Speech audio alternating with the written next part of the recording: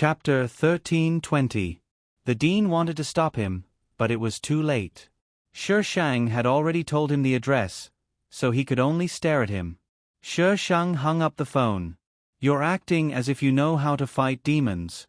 "I don't know how to fight demons? Idiot." The policeman called by the dean arrived at the same time as another group of policemen. They were not from the same police station, so they did not know each other. Seeing that there were other policemen present, the policemen were also dumbfounded. Their station was in charge of this area. Why were there other policemen here? Which district are you from? What are you doing here? The policeman asked the two policemen standing behind the dean. "Oh, we're here to investigate something else." The two policemen immediately said, "We happened to see them arguing, so we came over to mediate." Bull*T, he called them here. Shi Shang suddenly said, "Look at his phone if you don't believe me. He just called." Everyone. The two policemen were a little flustered. They came here in secret and did not go through the proper channels. This was against the rules. "We're friends with the dean, and we're here on business. Is there anything wrong with us coming over to mediate?" A policeman with a mole on his chin immediately changed his tone. The policeman only glanced at the mole policeman. "Since you're here on business, leave this to us." The two policemen heaved a sigh of relief. They gave the dean a helpless look and left. Corrupt. Shi Shang rolled her eyes at the patrol officers. The patrol officers who received Shi Shang's glare felt very helpless. This is a school for the rich and powerful. If we're not careful, we'll offend the rich and powerful. We might even lose our jobs. Of course we'd do our best to avoid trouble. Who called the police just now? Me. Shi Shang raised his hand and pointed at the dean. "They're abusing me." The dean quickly added, "Officer, something happened to this child's family. She was bullied by the school, so she thought the school was treating her badly. Actually, it's not a big deal. She's just messing around." The police captain looked at Shi Shang sternly. "Do you know that it's illegal to make a false police report? You're so young, yet you're already threatening the police." "Shi Shang." She turned and walked upstairs. The police captain shouted behind her, "Where are you going?" Why did the person involved run away before he could finish his question? "Jump off the building." Shi Shang's voice came from the stairs. Everyone. Shi Shang's speed was very fast. A group of people chased after her. She was already standing on the edge of the rooftop. Only then did the police become anxious. "Calm down. Don't be rash. Are you willing to listen to me now?" One of Shi Shang's feet dangled outside. She would fall if she was not careful. "Luo Shu, come down." The dean's expression changed. If someone died, he wouldn't be able to explain it to the school board. The police captain was afraid that the Shi Shang would fall. "What's the problem? Come down and tell us. If you have any problems, we will definitely help you solve them. If the school has mistreated you, tell us and we will definitely give you justice." Brats these days would jump off a building just because of a disagreement. Shi Shang glanced at the policeman and said, "I came to class today, but the guard stopped me outside and said that he would let me in when he was in a good mood." Shi Shang blabbered on and on about what had happened just now. "You can be the judge. If they are not bullying me, then what are they? Although my family is bankrupt, I have paid all the fees. How can the school bully me like this? No, that's definitely not possible." The police captain immediately agreed and turned to the dean. "What's wrong with you? The child's family is in trouble. Instead of comforting her, you treat her like this. Who will take responsibility if something happens to her?" The dean's face darkened. "She hit the guard today. He didn't let me in. What's wrong with me hitting him?" "You were late first," Shi Shang sneered. "You can make me stand outside if you are late. He will only let me in if he is in a good mood? Who does he think he is? Is he?" The salaried police officers didn't know about the affairs of these aristocrats, but they knew that her family was bankrupt. These people from the aristocratic school must have taken advantage of the situation to cause today's incident. The police captain comforted her. "Okay, Okay, it's not a big deal. Come down first. It's dangerous up there. He glared at the dean and signaled him to keep quiet. What if she really jumped down? You guys solve the dormitory problem for me first. Ha! The police captain was confused. What dormitory? Sheng didn't say anything. She didn't come down and just stood there. She was standing in a corner, and the police couldn't get close to her even if they wanted to. What's going on? What dormitory? The police captain immediately asked the dean. The dormitory manager had called the dean. Of course, he knew about it, but it made him even angrier. Didn't we already arrange it for you? If you can stay there for a day, I'll consider you awesome. The police captain knew that there must be someone in the dormitory, so he asked someone to go down and ask the dormitory manager. Soon, the police officer came back and handed the photos of the dormitory to the police captain. The police captain was speechless. We have already asked the dormitory manager to rearrange the dormitory for you. Come down. The key. The police captain quickly asked someone to bring the key up. Throw it over. The patrol captain was a little scared. What if she didn't catch it? What would she do if she fell? Obviously, he was overthinking. Sheng caught the key easily. Can I come down now? Sheng saw that there was an inflatable cushion below. Suddenly, she missed a step and fell down. There were screams coming from below. The people above were so scared that their hearts almost stopped. They quickly rushed to the edge and looked down. Sheng slid down from the inflatable cushion and entered the dormitory under the eyes of countless students as if nothing had happened. Everyone. When the police found Sheng's new dormitory, the door was locked and couldn't be opened at all. They knocked on the door for a long time and only got the answer that she would jump out of the window if they knocked again. Everyone. How could a naughty child who jumped out of the building without saying anything be so scary? The police captain and the dean stood in the corridor outside. The former was speechless and depressed, while the latter was full of anger. He couldn't take it lying down that he was played by a little girl. Your school is too much. The police captain smoked a cigarette. He couldn't stand the dirty and messy dormitory. Even if her family went bankrupt, she didn't give your school a single cent. What do you mean by doing this? You are in the education industry. Aren't you forcing the child to die? Yes. It's our negligence. When I go back, I will fire them. The dean replied casually. His attitude was very perfunctory. The police captain. He didn't understand the rich people's circle. Anyway, this person was coming down. He would catch a few thieves to calm down. Chapter 13:21. The patrol captain left 2 policemen behind to find a way to get the naughty child out for a statement and education. Seeing that the police were here, the teacher didn't say anything and left with a gloomy face. The news of Sheng jumping off a building had spread like wildfire in Snogar. Wasn't it eye-catching to cause such a big incident as soon as she returned to school? There were also many posts on the school forum. Among them, a student's family went bankrupt, suspected of having mental problems, jumped off a building in school, was the most popular post. Everyone was waiting to watch a good show. There were even malicious anonymous users who asked why he wasn't dead. Was this a joke?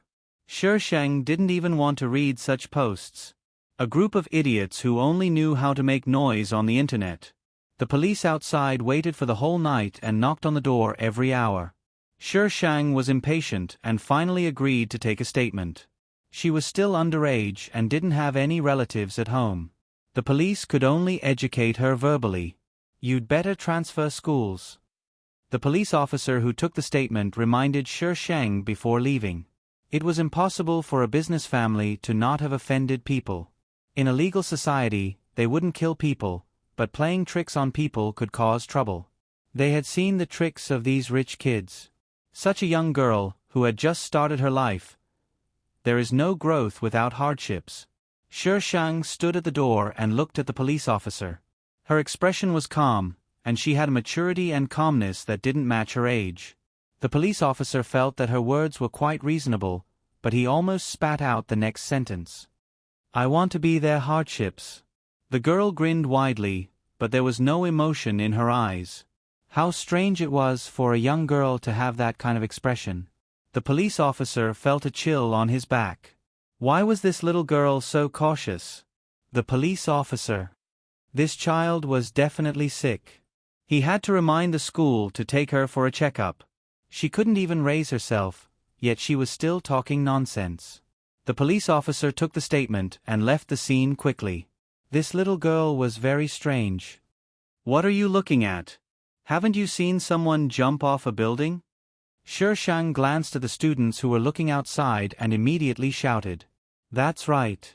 I've never seen anyone so proud of jumping off a building. Luo Shu, do you still feel proud of yourself after jumping off a building? If you're so capable, why don't you just die? A girl in the dormitory opposite Shang immediately mocked him. Shang retorted nonchalantly, How can I die when you're not dead yet? You. The girl's face suddenly turned red, but in the next moment, she sneered, Your family is already bankrupt, I don't know how you still have the courage to live. Which law says that you have to die if you go bankrupt? What's wrong with going bankrupt? Does a bankrupt have no human rights? No, but what do you rely on to survive? The girl glanced at Shang and said, You're pretty. You might be able to survive if you sell yourself. Shang scratched his head. Suddenly, he picked up a mop that someone had thrown to the side and swung it at the girl. The girl didn't expect Shang to suddenly make a move. She screamed in fear and scrambled into the dormitory. She wanted to close the door, but the mop stopped her. The girl wasn't as strong as Shang, so she stumbled when he pushed her. The girl fell to the ground, knocking over the cosmetics on the table next to her. She stared at the person who broke in with fear. Luo Shu, are you crazy? Luo Shu. How dare you hit me? I won't let you go. The girl saw that Shang didn't intend to stop, so she kept shrinking back. Shang smiled sinisterly and raised his foot to close the door, blocking the view of the people outside. Those who have nothing to lose are not afraid of those who wear shoes. She was all alone and had nothing to lose. What was there to be afraid of? Luo Shu from grade 1, class 9, beat up a classmate, created public opinion, disregarded the law, and behaved viciously. The moment Feng Xiaoxuan stepped into the school, the broadcast system rang. Feng Xiaoxuan didn't keep a low profile in school. Her handsome figure had attracted a large number of brainless fans. Now, she was on par with the male protagonist and was one of the most popular male idols. That's right, Feng Xiaoxuan was classified as a male idol. Most of her brainless fans were female. Ah, look at me, my idol. Xiaoxuan, look at me, I'm calling you. The fans' voices almost drowned out the broadcast. Feng Xiaoxuan hooked her finger at the girl at the front. The girl walked over in a daze. My idol, what can I do for you? Feng Xiaoxuan wore sunglasses and looked very cool. She pushed her sunglasses up and smiled evilly. Can you tell me what's going on in the broadcast? The girl put her hands on her chest and blushed. It took her a while to recover from her daze. She told Feng Xiaoxuan everything that had happened without leaving out a single word. Shang had returned to school for less than 48 hours. First, he beat up the guard, then threatened the dormitory manager, then jumped off the building, and now he beat up a classmate. After the police left, her name was put on the broadcast again and the whole school was criticized. Feng Xiaoxuan felt strange. Was Luo Shu driven crazy? Her personality was very different from before. Thank you, cute girl. Feng Xiaoxuan pressed her index finger on her lips and blew a kiss to the girl. Ah, my idol sent me a kiss. I'm so happy. The girl was so excited that her eyes were like peach blossoms. Feng Xiaoxuan left the group of girls who were chasing her. Sheng beat her up. Feng Xiaoxuan was filled with hatred. She had to take revenge. Sheng stayed in the dormitory and didn't go to class. Since she beat up that girl, these people didn't dare to find fault with her. However, more and more people said that she was crazy on the BBS and urged the school to kick Sheng out. Shi Shang sneered at them. A group of naughty kids. How dare they kick her out? No matter what happened on the BBS, Shi Shang didn't care as long as there were no idiots who came to her to die. Shi Shang knew from other posts on the BBS that the female lead had returned to school. She's more popular than me. Shi Shang browsed through the posts. They were either confessing or worshipping posts. Looking at her posts, they either said she was crazy or asked her to get out of school. Host, can you not focus on such a weird point? Exclusive news. The basketball match between the two male idols will be held on the basketball court this Friday. Fans, are you ready to cheer? This post was just posted, but it was pinned to the top as soon as it was posted. It was obvious that it was an official post. Shi Shang clicked on it. At the top was a poster of Feng Xiaoshuan and a poster of a handsome man. Feng Xiaoshuan and Jiang Chenjing. There was a lot of nonsense below, praising the two of them as if they were the only ones in the world. Shi Shang concluded with one sentence. In the basketball match on Friday, the loser had to promise the winner one thing. Chapter 13:22. Jiang Chenjing was the male lead, and the male lead won the game. The male lead's condition was to let Feng Xiaoshuan be his girlfriend for 1 year. Yes, that was how it went. Shi Shang scrolled down the plot. On the eve of the basketball game, the female lead and the male lead would participate in a fight. The female lead would be injured, and the male lead would start to suspect the female lead from then on. A fight. Host, what are you trying to do? When the sandpiper and the clam fight, the fisherman benefits. Shi Shang put away his phone. Someone is here to give me the startup fund. The system's IQ was not very good. You're robbing. Shi Shang rolled his eyes. Am I that kind of person? Aren't you? Of course not. Shi Shang denied it seriously. Thursday night. Shi Shang sat on the rooftop of an abandoned building. This was the place where the female lead and the other party would deliver the goods. However, the male lead would interfere, and the three parties would fight in the end. There were still a few hours before the delivery time. Shi Shang finished a handful of sunflower seeds, then slowly took out his phone, replaced it with an unused SIM card, and quickly pressed the call button. Host, you're not robbing? Robbing my ass. She was afraid of using the female lead's things. Who knew when she would be cheated? So it was better to call the police. Guzzi, I've told you, I'm not that kind of person. Shi Shang emphasized seriously.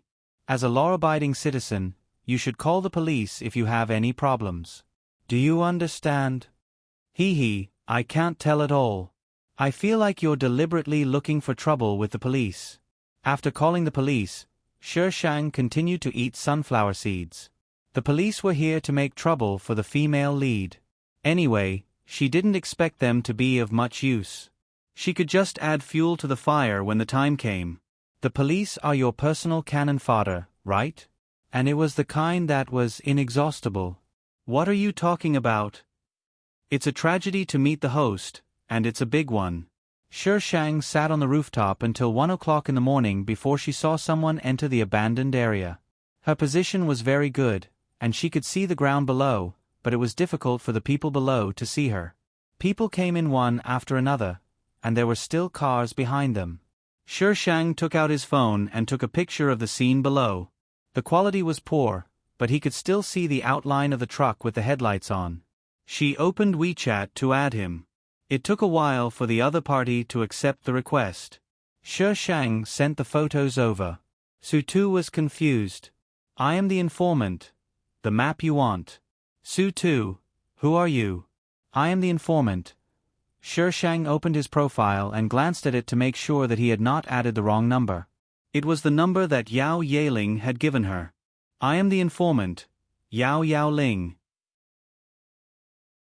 Su Tu, no. F*CK, was Yaoling teasing her? Just as Shi Shang was cursing, someone sent him a friend request. His profile picture was of a man in a police uniform. Shi Shang. Even the police knew how to play. Shi Shang clicked accept, and the message was immediately sent over. Su Ye, I'm sorry, The police officer who answered the phone just now gave me the wrong number. I am the informant. The police know how to play. Su-Ye, can you send that picture again? It's better to make it clearer. Of course, the prerequisite is to ensure your safety. I am the informant. One picture for 10,000 yuan. Su-Ye. Forget it then. I am the informant. Where are you guys? Su-Ye, we're on our way. I am the informant. Haha. Su-Ye raised her phone and asked the man beside her, what does he mean? The man beside her crossed his legs on the table casually and looked down. When he heard the woman's question, he looked up and looked at the screen. The light from the screen converged into a spot of light under his eyes. The man stared at the words for a moment. I think you guys are too slow. Su-Ye gritted her teeth and typed on her phone as she replied to the man. This is the procedure. We have to follow the procedure. The higher-ups are dragging their work. What can we do? After she finished typing, she turned to look at the man. Why aren't you going back? Annoying. Is Auntie rushing you again? The man glanced at her. Su-Ye continued to reply to the message without stopping. Auntie is getting more and more scary. I don't even dare to go there. Every time I go there, it's like going to war. Let me tell you. The man glanced at her, put down his long legs and got up to leave. Hey, your phone, Su-Ye called out to him. The man turned back and took the same model of his phone as hers. He leaned over and stared at Su-Ye. Less gossip, more work. Su-Ye. Wasn't she at work? Su-Ye looked at the contemptuous emoji sent by I am the informant, and suddenly felt a little upset. Su-Ye. How many people can you see? I am the informant. 1, 2, 3, 4, 5, 6, 7, 8, 9. Su-Ye, angry. Can you be more serious? This is not a joke. I am the informant. I thought it was just a joke. Su-Ye. Su-Tu's phone was beside her just now. After she registered for WeChat, she didn't look at what she had filled in. When they added each other on WeChat, they scanned each other. At that time, everyone was in a mess because of this informant. She didn't pay attention and took Su-Tu's phone. What could she do? She was also very desperate. Su-Ye finally got the approximate number of people. She quickly reported to the frontline command. Sheng even told them the safest place to hide it. I am the informant. You still can't catch them. Quit your job and go home to farm. Su-Ye. Why was this person so annoying? The police definitely wouldn't believe a strange informant. No matter how much Sheng said, they would at most refer to it as a reference. They didn't take it into consideration. A lot of people immediately gathered in the open space below the abandoned building. At about 3 o'clock in the morning, Feng Xiaoshuan led people to enter the venue. Both sides had a friendly meeting. Shang went down from the rooftop and went to the back of the abandoned building. He killed a lookout and sneaked out along a deserted path. The male protagonist's men were hiding there. He had to cripple the male protagonist first. Host, let's talk about the purpose of crippling the male protagonist. The male protagonist won't be able to play basketball tomorrow. Wouldn't the couple be separated then? Won't they change the time? Are you retarded? They suddenly changed the time after the fight.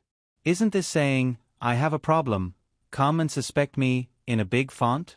Do you think the male and female protagonists are so stupid this time? I'm a member of the underworld, all right. It's not that the overbearing CEO likes to abuse me. Well, wrong, the overbearing CEO fell in love with me. I have no brain. It's not a person. So you are retarded. Can you still be called retarded if you have a brain? Retarded butt face. Hashtag what should I do if the system is retarded again? Waiting online, it's urgent hashtag. Master, the host is attacking me again.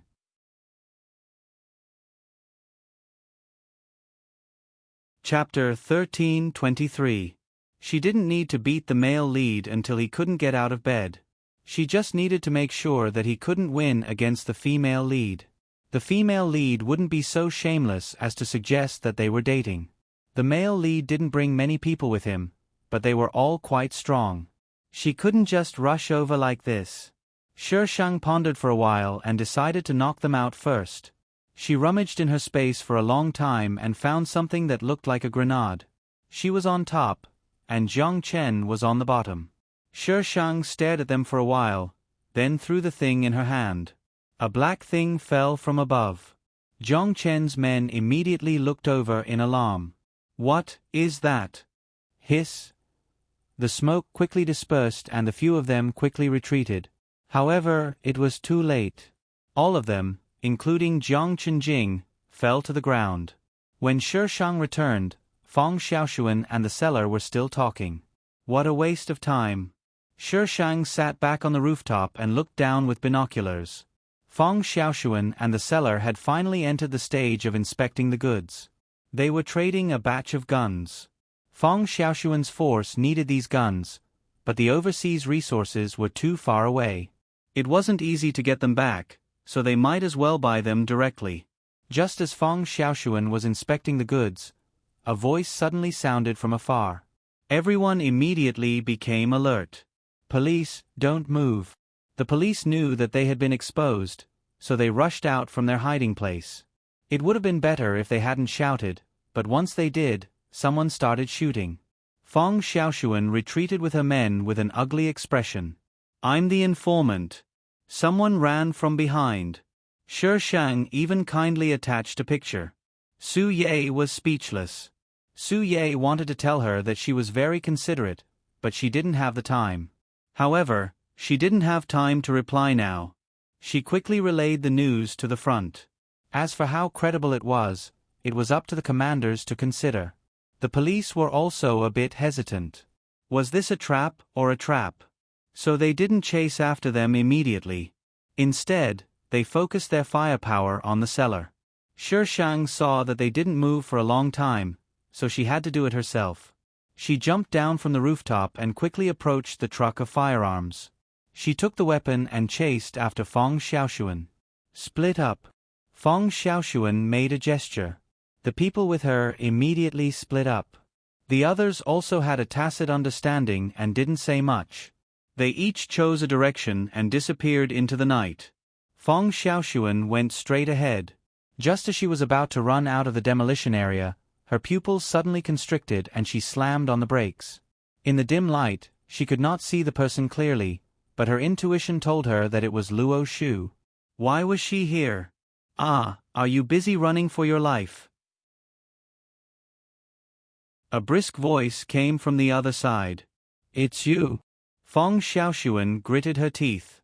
She never expected that Luo Shu would appear today. Sher Shang shrugged. His tone was as casual as if he had just eaten an apple. "I only called the police. Everything else has nothing to do with me." "How did you know?" Only a few of her people knew about the time of their transaction. She believed that there was no traitor among her people. Then, where did she find out about it? Is it the seller's side? Pinch your fingers and predict. Sher Shang took out his gun, raised it suddenly, and pulled the trigger without hesitation. Bang! Feng Xiaoshuan was shocked. She lowered her body and rolled on the ground, hiding behind a nearby building. She actually took action without any warning. She almost did not react in time. Feng Xiaoshuan quickly took out her own gun and looked over there. She was still standing there. As soon as she poked her head out, the bullet flew towards her. F***CK. Feng Xiaoshuan cursed. The police would arrive soon after hearing the gunshot. She did not have much time. Feng Xiaoshuan tried to kill Sher Shang. Unfortunately, she found that the little girl, who was not powerful in her eyes before, was now powerful. She fired several shots but failed to hit her. No, she could not stay here any longer. The police were coming. Feng Xiaoshuan quickly looked around and chose an escape route. After shooting at Sher Shang, she quickly jumped into the bushes next to her. Behind her, there was the sound of bullets flying through the air. She instinctively dodged. However, just as she dodged the first bullet, the second one arrived. "Oh!" Feng Xiaoshuan staggered. She covered her injured hand and quickly disappeared into the night. Shi Shang shook his numb hand. His face was full of displeasure. He seriously suspected that if he fired another shot, his gun would explode. The one who was favored was always the female lead. Cannon fodder, go to sleep. Feng Xiaoshuan was sure that she had shaken off the people behind her. She cautiously ran for a distance before stopping. She pulled off the mask on her face and looked down at the arm of the gun. Her eyes were full of coldness. "Hello, are you all right?" Feng Xiaoshuan made a call while stopping the bleeding. There was some noise on the other side and the voice was intermittent. "I'm fine. Boss, what about you?" "I'm fine. Focus on investigating Luo Shu today." Luo Shu? The people on the other side were very confused. The Luo family was gone. The underground forces of the Luo family were either taken over by them or divided by other forces. Luo Shu was alone. What resources did she have? How did she get involved in this matter? If I knew, would I still let you investigate? The other side was silent for a while. "I will find out." "Okay, be careful." Feng Xiaoshuan hung up the phone and took a deep breath. She could not help but think of the scene just now. She dodged the first shot, but the second one seemed to be waiting for her. Did Luo Shu calculate how she would dodge? No. Impossible. Luo Shu was not that powerful. Maybe it was just a coincidence. But Feng Xiaoshuan could not deny that she was much stronger than before. She was also much calmer. She had to get rid of her. Otherwise, there would be endless trouble. "Chief, it's all accounted. The number of guns seized this time is not small. Does this count as a meritorious service?" The middle-aged man who was called the chief slapped him. "Meritorious service? Did you catch them? Meritorious service. Search for them. Send out all the police forces. We must catch those people." The police officer who was slapped felt wronged. But at this time, their chief was on the verge of exploding. He did not dare to provoke him and could only leave quickly. "Chief, we found a discarded pistol at the back. It's from the same batch as the ones we seized. They did not send anyone there. All the firing points were in front. How could there be someone shooting at the back? Internal conflict? They did not even get the goods." What internal conflict? The chief suddenly remembered something. He dialed Su Ye's number. "Is the informant still online?" Su Ye quickly sent a message. "I'm the informant." "Su Ye, are you there? I'm the informant. Everyone has run away. Why are you still looking for me? Go home and farm." Su Ye. This person's words were really annoying. She reported this sentence word for word to the chief. The chief's heart sank. The informant had been at the scene all along. "Ask him if he was the one who fired the gun just now." "Chief, if you ask like this, will he tell you?" The chief must be mad. "No, he fired the gun?" #hashtag today's votes for Cactus Lie Way #hashtag the weekend is here. Little cuties, vote. Monthly votes. Monthly votes. Monthly votes.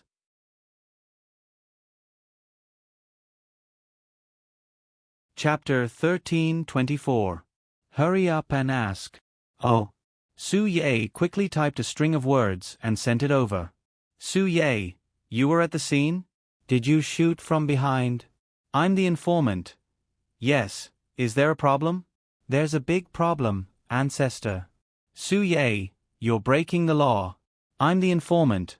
You can't even catch the person I sent to you." "You can dream on if you want to catch me." Su Ye. This person was so annoying. She had never seen such an arrogant person. Did he grow up eating sanlu? When the chief heard Su Ye's affirmative answer, his face was even darker than before. "Find him." Su Ye's face was bitter. "I can't, chief. Our colleagues in the technical department can't track him at all. If they could find this person, they would have arrested him long ago instead of chatting with him here." "Where's Su Tu?" "He left." Call him back and let him help. Chief. It's very expensive to invite young Master Su. Our police department doesn't have enough funds.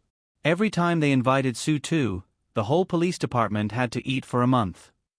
Aren't you his sister? You don't even have this privilege. What's the point of raising you? The chief was furious. Chief. He's a brother. You know my brother. He doesn't do things without money. He doesn't do things when he's in a bad mood.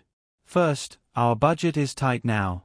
Second, when he left just now, he wasn't in a good mood. In summary, it's not realistic to invite him. I don't care. Call him back or I'll deduct your salary. The chief shouted and hung up the phone. Su Ye held the phone in a daze. What did she do? Chief, is it really okay for you to be so willful? Su Ye called Su too, but he didn't pick up. He didn't reply to her text messages. When she called home, his family said he didn't come back. They didn't know where he went. Su Ye was desperate. Her salary. Su Ye, bro, who the hell are you? I'm the informant. I'm the god who's here to save you. Su Ye. What the F***CK? Is this guy crazy? God. He's crazy. Su Ye, I've already applied to the police station to let you off the hook. Of course, that's on the premise that you haven't committed any other crimes. Can you come to the police station? He was the informant. With so many guns seized this time, as long as there were no murders or other difficult cases on him, the police could deal with him leniently. I'm the informant. Not coming, busy. Su Ye, what are you busy with? I'm the informant. Make money. Su Ye, black-hearted money, right? I'm the informant. When will my reward money be transferred to me? Su Ye. In the end, Shi Shang defeated Su Ye with a strategic threat and received the reward for reporting her. It wasn't much, but it was enough for her to snowball. Anyway, she wasn't doing anything big, so she could earn it slowly. On Friday, Shi Shang arrived at the basketball stadium in front of everyone's eyes. Why is she here? Didn't she look down on these things in the past? Look at what she's been doing these past 2 days. I think she's crazy. We'd better stay away from her. That's right, that's right. Shi Shang suddenly leaned over. Ah, there's a ghost. A few girls screamed in fright when Shi Shang suddenly leaned over. Whether they screamed because there was a ghost or because of the crazy Shi Shang, no one knew. The girls scrambled to leave, and the people around them also moved away one after another. The strange phenomenon of an empty court in the crowded basketball stadium made everyone turn their heads repeatedly. It wasn't until Jiang Qinjing brought people into the stadium that the die-hard fans started screaming. Jiang Qinjing's complexion wasn't very good, and there were obvious bruises under his eyes. He ignored the screams and walked straight to the lounge chair. Feng Xiaoshuan didn't arrive until the game was about to start. Ah, Prince Charming! Prince Charming, look over here, Prince Charming! Feng Xiaoshuan forced a smile at the die-hard fans. When she saw Shi Shang dominating one side of the stadium, anger surged in her eyes, but she quickly suppressed it. For some reason, Feng Xiaoshuan felt embarrassed at this moment. The girl on the stage had an indifferent expression and an arrogant posture, like a high and mighty monarch. And she was an insignificant clown for her to make fun of. Feng Xiaoshuan clenched her fists. She had nothing, so what right did she have to act like this? Luo Shu, let's wait and see. Feng Xiaoshuan straightened her back and walked towards Jiang Qinjing. The die-hard fans were too far away, and Shi Shang couldn't hear what they were saying. When the game started, the die-hard fans screamed even louder, and the whole basketball stadium was boiling. Feng Xiaoshuan's arm was injured, and Jiang Qinjing's foot was very painful. The two of them were playing in a strange way, and mistakes could be made from time to time. The die-hard fans were a little confused by the situation, but it didn't stop them from being infatuated. They were good-looking enough, and even if they just stood on the court with the ball and did nothing, they would still be excited. Feng Xiaoshuan was indeed quite handsome, and her short hair completely revealed the shape of her face. If someone didn't know, they would think that she was a beautiful young man at first glance. Two beautiful young men playing basketball, to be honest, was quite pleasing to the eye. However, Shi Shang wasn't very interested. Ah! The simultaneous screams scared Shi Shang so much that he almost jumped out of his chair. Damn it, why were they screaming in unison? She looked up at the court and saw that Jiang Qinjing seemed to have sprained his foot and was sitting on the ground. Jiang Qinjing had no clue what had happened last night. He had fainted inexplicably, and was awakened by the gunshot. Then he found that his leg was very painful, as if he had encountered a ghost. "Chen, are you okay?" Han Yuan helped Jiang Qinjing up. "I'll take you to the infirmary." Feng Xiaoshuan accidentally bumped into Jiang Qinjing just now, and who knew that he would fall down just like that? She didn't know whether she should go up or not. Jiang Qinjing was in so much pain that his head was covered with cold sweat, and he couldn't speak. Han Yuan helped Jiang Qinjing out, and when he passed by Feng Xiaoshuan, he frowned and glanced at her. There was obvious displeasure in his eyes. Han Yuan was Jiang Qinjing's right-hand man, and he had never liked Feng Xiaoshuan. This woman appeared suddenly, and there were too many doubts about her. However, Jiang Qinjing was very interested in her, so he could only remind him indirectly. No one expected this to happen, but Jiang Qinjing's die-hard fans saw it clearly when Feng Xiaoshuan bumped into Jiang Qinjing. The fans of both sides started a war of words in the audience. It was their instinct to protect their idols unconditionally. Feng Xiaoshuan did it on purpose. She's a girl, and you call her Prince Charming every day. Don't you feel disgusted? Now she deliberately bumped into our Qinjing. Trash. You're the one who's disgusting. Your whole family is disgusting. Our Prince Charming is the best. She definitely didn't bump into Jiang Qinjing on purpose. Stop talking nonsense and smearing our Prince Charming's reputation. Bah, everyone saw it with their own eyes. Who's smearing his reputation? Feng Xiaoshuan did it on purpose. She used such a dirty trick. Don't you feel disgusted?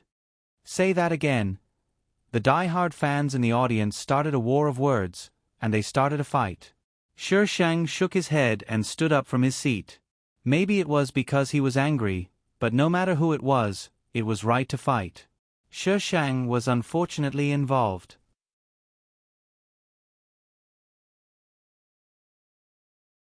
Chapter 13:25. Shi Shang was pulled by a girl and was almost thrown to the spectator's seat. Without any die-hard fans, the pretentious Shi Shang was very angry and threw the girl down. Shi Shang's movements were so big that the fans around him looked like their Achilles' heel had been hit. They all maintained their fighting positions and stared at Shi Shang with their eyes wide open. "What are you looking at? She started it." Shi Shang clapped his hands and looked at them with a half-smile. "If you want to fight, go outside and kill as many as you can. What's the point of fighting here? Get out of the way." Shi Shang's aura was so strong that the fans couldn't help but let go of each other to make a path for Shi Shang. Shi Shang walked out of the path and left slowly on the stairs. Only when his figure disappeared from the basketball stadium did the crowd look at him in confusion. F***CK, fight. I'm not scared of you. Let's fight.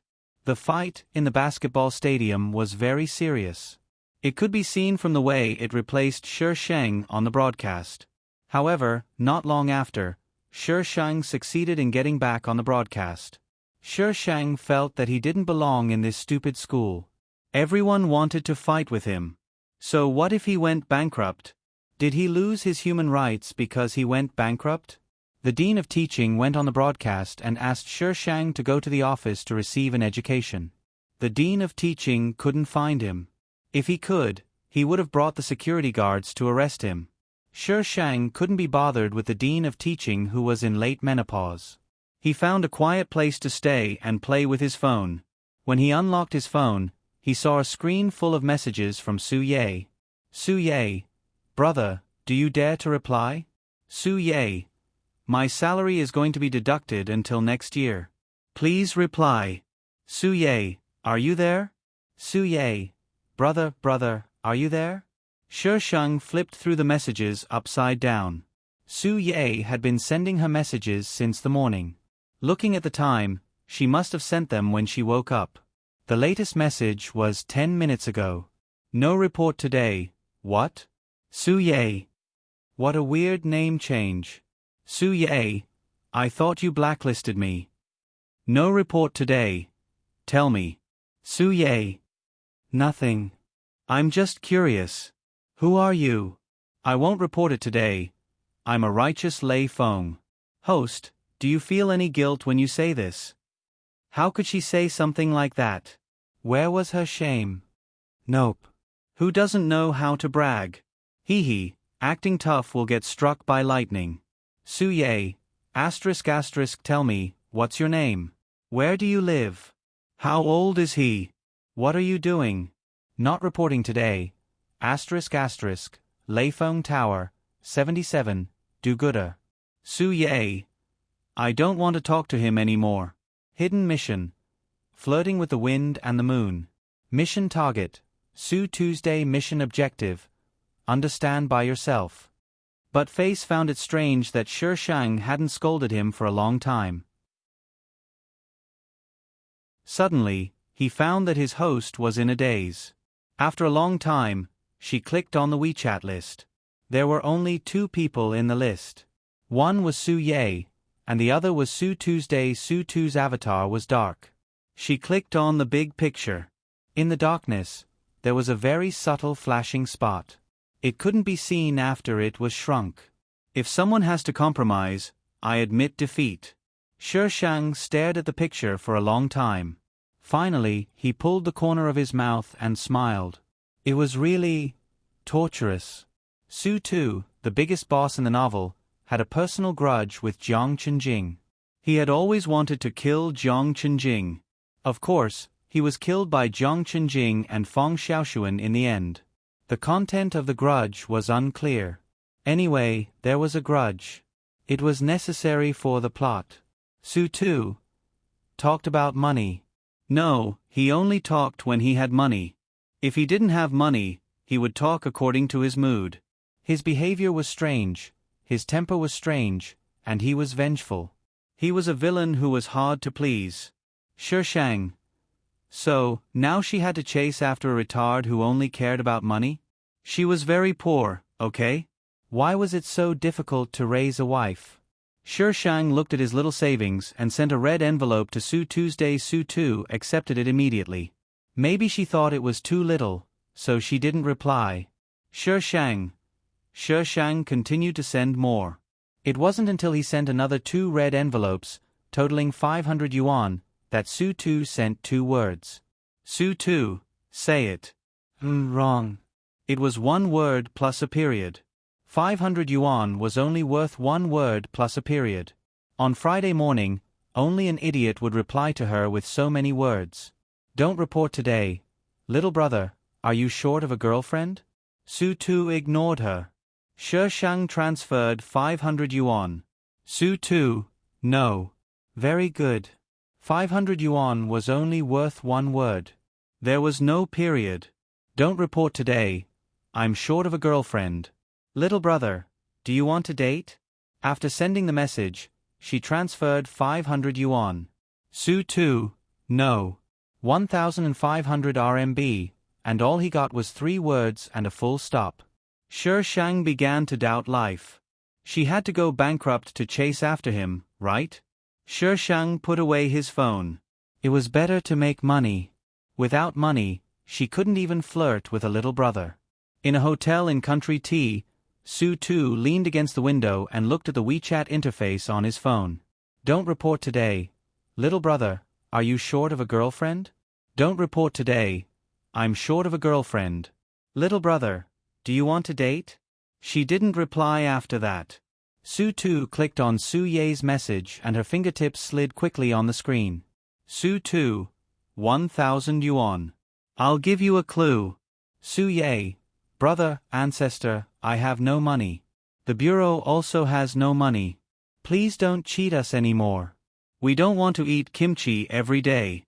Su Tu didn't have the desire to continue the conversation. He went out and turned off the screen. Su Ye called him immediately. Su Tu thought for a while before answering. Brother, where are you? Our family said you didn't come back. They couldn't find you anywhere. Are you missing? Su Ye roared over the phone. It was harder to find a person who disappeared without saying a word. That case has nothing to do with me. It doesn't matter whether I'm here or not. It's not this. The bureau chief asked you to help check the IP address of the informant. Your price is too high. Can you reduce it? After all, we are blood-related siblings. Don't cheat me like this. No bargaining. Can't you give me a discount? No. Su Tu, you only care about money. You deserve to be single. I wish you a lifetime of being single. Su Ye was so angry that she wanted to hang up the phone. But when she thought of the clue that Su Tu mentioned just now, she calmed down. What's the clue you mentioned just now? Su Tu didn't answer, but he didn't hang up the phone either. Su Ye said weakly, Got it. I'll transfer it to you later. She's a girl. Beep, beep, beep. Su Ye didn't come back to her senses for a long time. That was it. 4 words were worth 1,000 yuan? Su Tu, you bastard. Su Ye was so angry that she wanted to smash the phone. But when she thought of how poor she was recently, she immediately calmed down and kicked the table. Ouch. Su Ye hugged her feet. She was in so much pain that tears came out. Other people in the office looked at Su Ye with a dumbfounded face. What are you looking at? Haven't you seen that bastard Su Tu bullied me? Su Ye yelled at them with tears. What are you laughing at? Don't laugh. Everyone was silent. Only Su Tu could make Su Ye like this. Su Ye's family was not poor, but she liked to spend the money she earned. However, the salary of a policewoman was so little.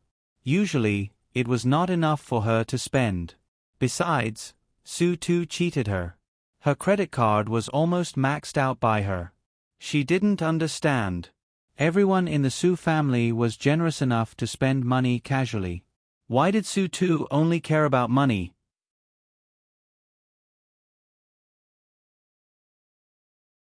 Chapter 13:26. Luo Shu from Class 9 of First Year, please come to the school gate. Someone is looking for you. Shang raised his head from a pile of papers and scratched his head in confusion. Why did the broadcast change? Luo Shu from Class 9 of First Year, please come to the school gate. Someone is looking for you. The broadcast repeated again. She didn't hear it wrong. But the original owner was a general without an army, who would look for her. Forget it, I don't know her anyway, so I won't go. Shang continued to make money. The broadcast stopped after 2 times, but it started again the next day. Some students went outside the school to watch the drama, and soon a post appeared on the BBS. After the post about her being sick, there was another post about her being cold-blooded and heartless. There was a photo of a woman in her 40s. She looked very haggard, like a woman doing manual labor in the mountains. She was also dressed sloppily. Shang stared at the photo for a long time, and finally came to a conclusion. She was the original owner's aunt. When the Luo family was in trouble, she didn't even call back, let alone show up. She was afraid that she would be implicated. But this aunt married well. Although she wasn't from a rich family, her husband's family went abroad to develop in recent years. She didn't have to worry about food or clothes. How did she end up like this? Was she lying to her? No, she didn't have anything now. Why did she make herself like this to lie to her? Did she want to sell her to the mountains? Scared. Don't see me. Shang continued to play dead. The posts about her being cold-blooded became more and more popular on the BBS. Even the weird basketball game between Feng Xiaoxuan and Zhang Chen a few days ago was suppressed. Feng Xiaoxuan swiped the screen and looked at the discussion on it. Her face kept changing. Buzz buzz buzz. Feng Xiaoxuan looked at the name and walked to a remote place with the phone. Then she picked it up. Hello? Boss, there is something wrong with Luo Yan. Feng Xiaoxuan frowned. What is it? We found out that her husband is doing well abroad. She came back dressed like this. We don't know what she wants to do. Feng Xiaoxuan was silent for a moment, Maybe we can make use of it. That woman didn't go out of the school at all. The dean's people were waiting outside the dormitory every day, but they didn't catch her. If she didn't come out, how could she make a move? The risk of killing someone in school was too high, and it was not easy to clean up the mess. Side mission: I have a family heirloom. The system suddenly spoke. Shishang's head fell down and hit the laptop. The black screen of the laptop immediately lit up. Shishang rubbed his forehead. His sudden voice scared the hell out of him. Cat biscuits. Wait a minute. Where did the original owner get her family heirloom? The original host left the house with nothing, okay? Other than clothes and a cell phone, there wasn't even a note on him. 10,000 points. Following the previous incident, the system didn't say much in case it angered her. Shishang carefully searched through the plot and the memories of the original owner of the body. He was sure that the original owner of the body had no family heirlooms. So what the hell was this family heirloom? How can it be considered complete? Found a family heirloom. Shishang. Get lost. I was busy making money. Who would be interested in looking for family heirlooms? You can do whatever you want. It knew that nothing it said could change her decision, unless she thought it through herself. So the system quickly admitted defeat and went offline. Shishang tapped on the keyboard, pushed it away, and took out his cell phone to send Su2 a WeChat message. A bunch of idiots. What are you doing? Transfer 500. The reply to Shishang was a picture of flowers blooming in spring, facing the sea. No, I didn't see any flowers. I only saw a group of long legs. A bunch of idiots. You'd better check it. Transfer 1000. Su2.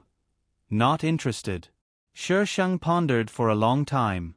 It should be understood that he was not interested in the group of long legs. A bunch of idiots. Then what kind of girls are you interested in? Transfer 500. Su2. No. Shishang. F***ck. This idiot was too realistic. He replied with 3 words with symbols for 1000, and 1 word without symbols for 500. A bunch of idiots. Where are you?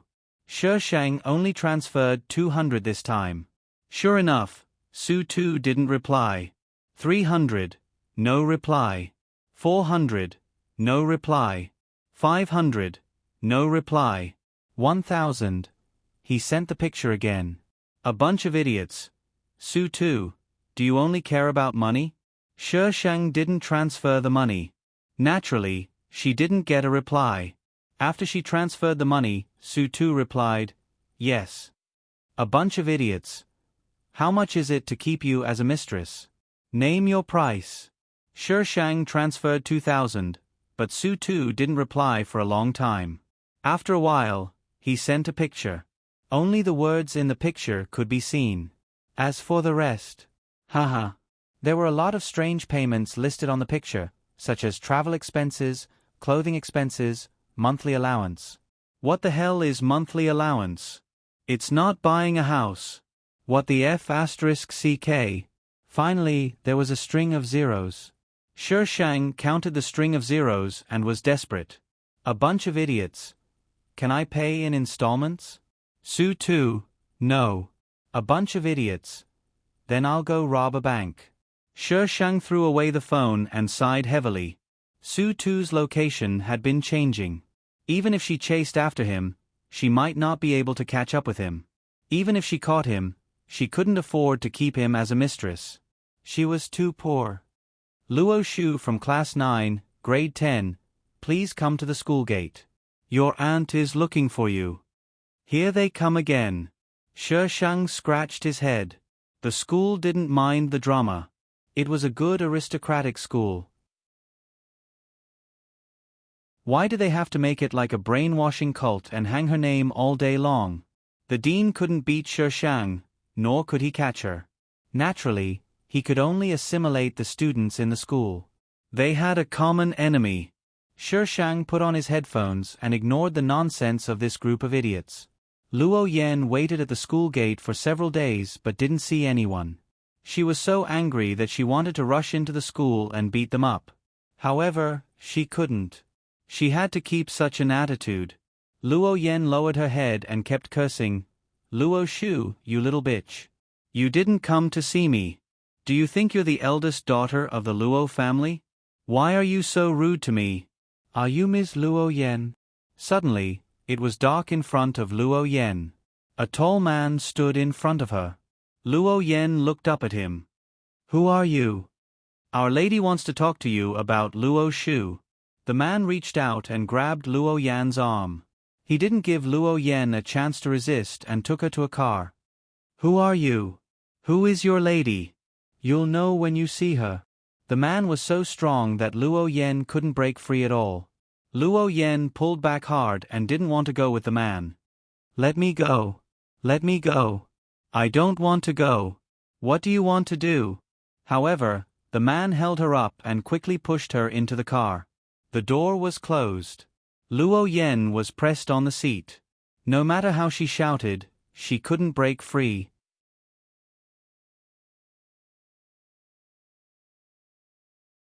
Chapter 13:27. Luo Yan was blindfolded and taken to a strange room. She was tied to a chair.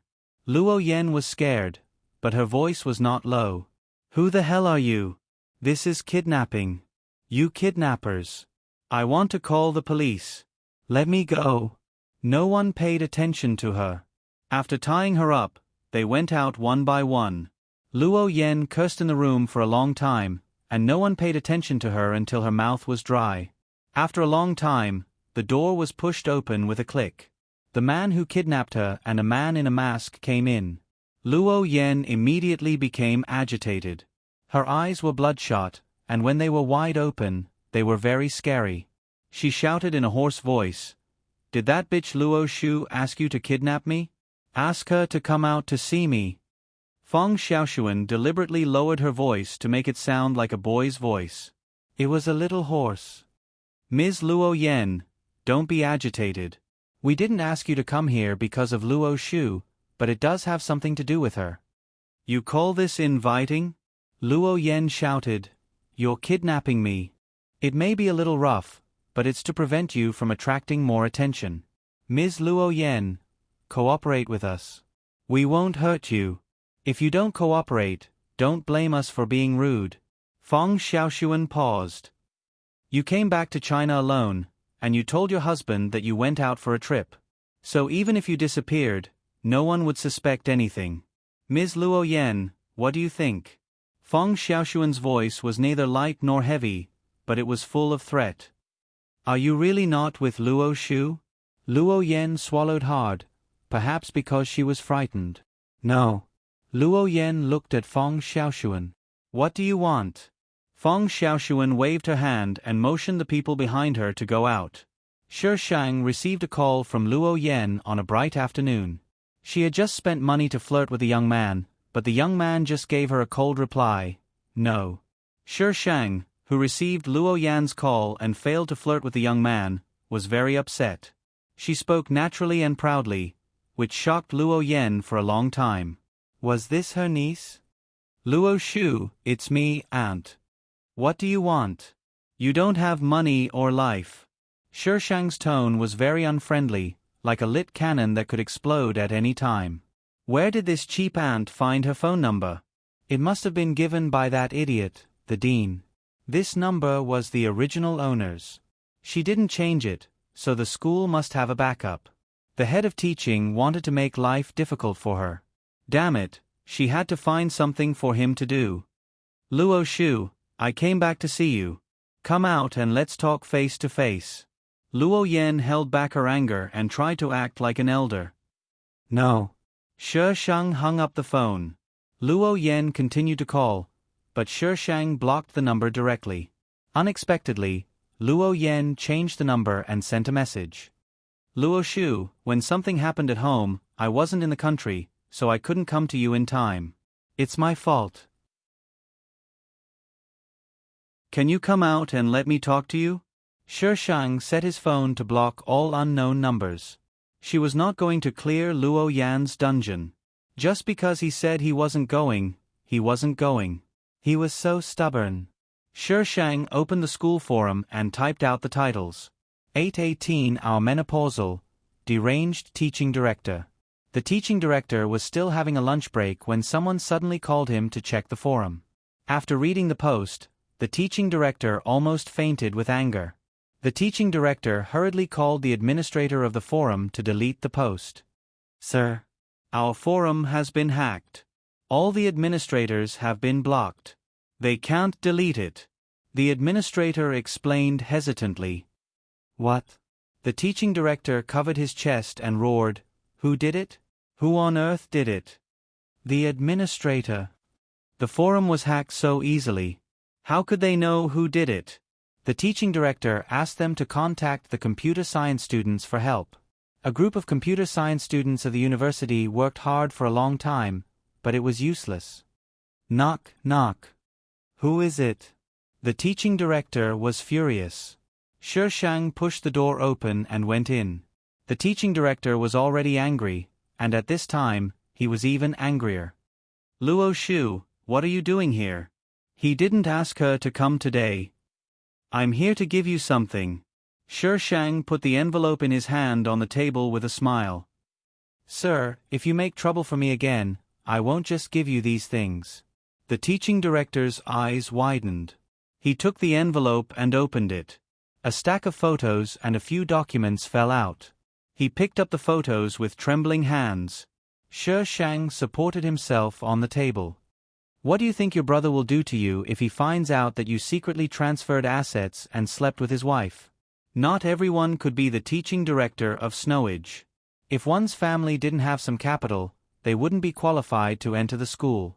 This was also the reason why the teaching director dared to target the students in the school. Where did you get these things? She was still a child.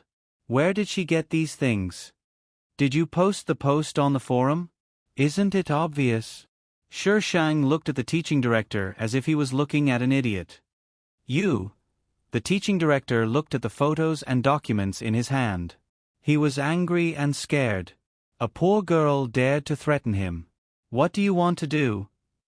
The teaching director saw Shishang go around the table and walk towards him. He suddenly became nervous. Shishang cracked his knuckles. Collect some interest. Don't shout.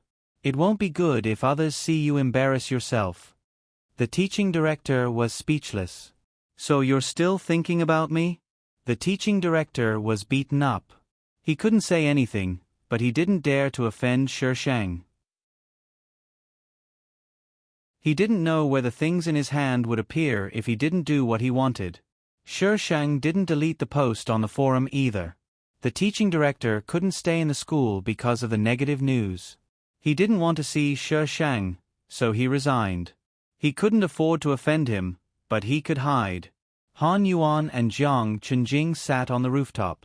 Han Yuan suddenly raised his phone. Chen, this person is interesting. He even forced the teaching director to leave. Jiang Chenjing glanced at it. He wasn't very interested. The police station is very strict recently. Our people should keep a low profile. I'm not responsible for anyone who gets caught. Han Yuan took the phone back and became serious. I can't find any clues about what happened last time. What's the intention of the person who put us down? The police were there that day. If it was to save them, why did they hurt Chen's leg? If they had a grudge, why didn't they do it when they were unconscious? It didn't make sense. It was very strange. Some people even said that they saw ghosts and went to the temple to ask for a protective talisman. Everyone said that they didn't believe it, but they brought the talisman with them.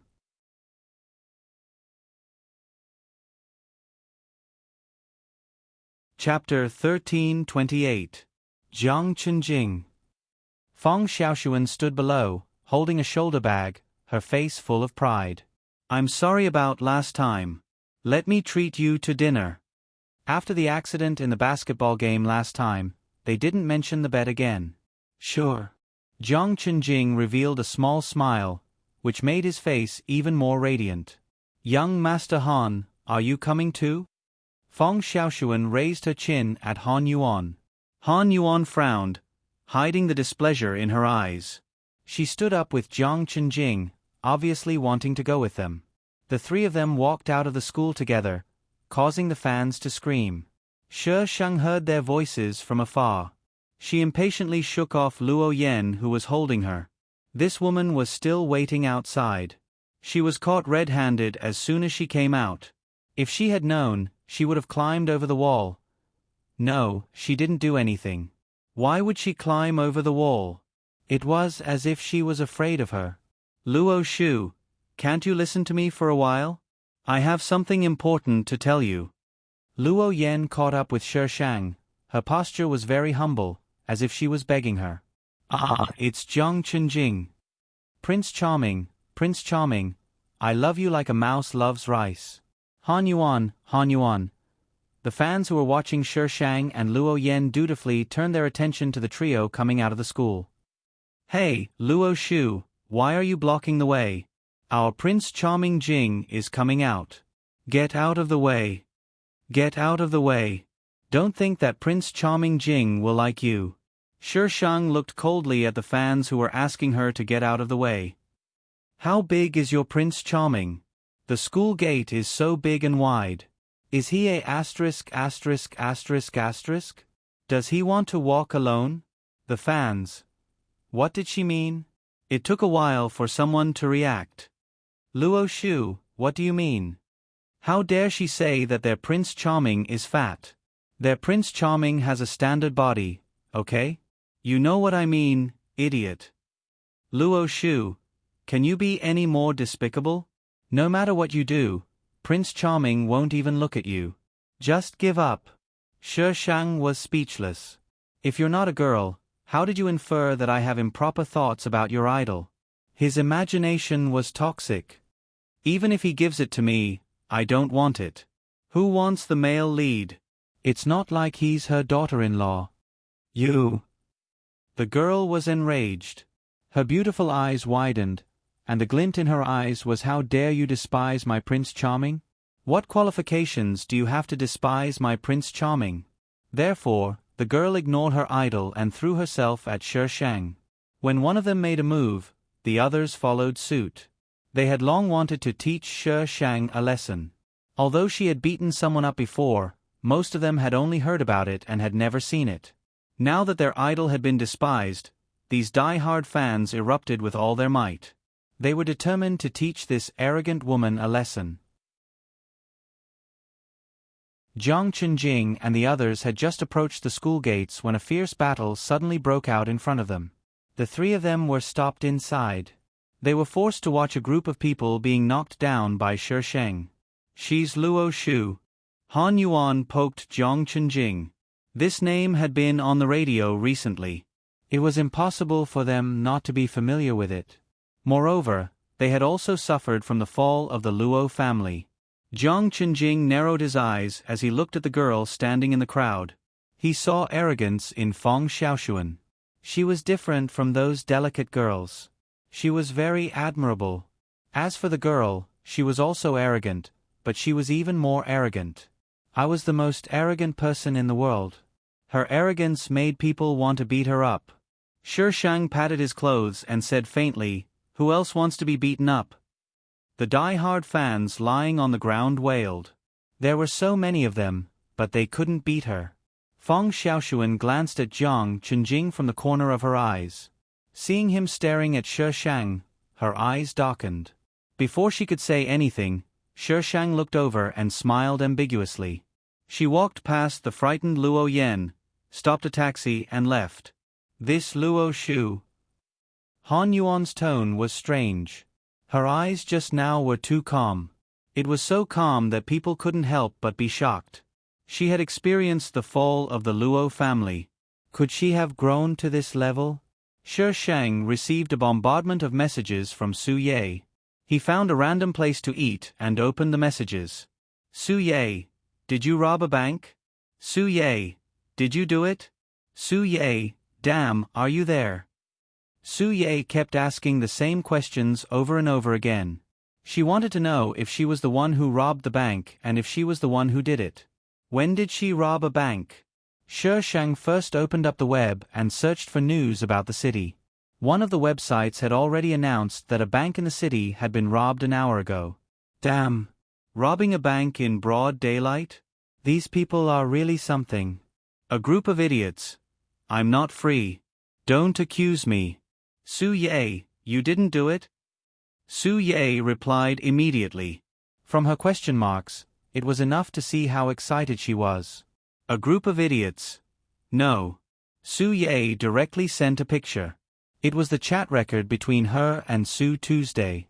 It was the last sentence she said, that she was going to rob a bank. A group of idiots. How much did he sell it to you? Su Ye. You know him well. The police had been investigating this account, but there was no clue at all. Now, the owner of this account had hooked up with Su Tuesday. Her brother, even if a criminal gave him money, he would help as long as he was happy. Of course, he would sell it again halfway to make a profit from the police. Don't ask why they didn't arrest him. There was no evidence. A group of idiots. It's okay. I planned to hit on him. Su Ye, damn, are you really a girl? A group of idiots. Is there a problem? Su Ye, she started to doubt her life. How could a girl be so powerful? Su Ye, you didn't rob the bank? A group of idiots. I just said it casually and you believed it? I also said that I want to be a prostitute. Are you going to sue me for rebellion? Besides, robbing a bank is illegal. I make money through legal means. I'm a decent person. Su Ye, you said it as if it's true. Last time, you live-streamed the transaction of the triad. How can you be a decent person? Shi Shang changed the interface to Su Tuesday. A group of idiots. It's not fun to play like this. You're lying about the military intelligence. Damn it, he betrayed her. Su Tu ignored her, but Su Ye kept sending messages. Su Ye, why are you so stupid? You want to hit on Su Tu? A group of idiots. It's easy to hit on him. Su Ye. Who are you? You must know Su Tu. You want to use this method to get close to him, right? You must be stupid to fall in love with him. TSK. Su Ye turned on her detective mode. A group of idiots. Are you very free? Don't you want to solve the robbery case? Su Ye. This case is not under our control. A group of idiots. So, why did you spend money to buy information from Su Tu? Because you have a lot of money. She didn't really understand the world of the rich. She quietly ate the potato. Asterisk on April 15, 2017, Cherub, Mo Yuan, in the book review area. Hashtag today, I'm begging for a strawberry-flavored vote hashtag little cuties. Please move your little hands and vote hashtag.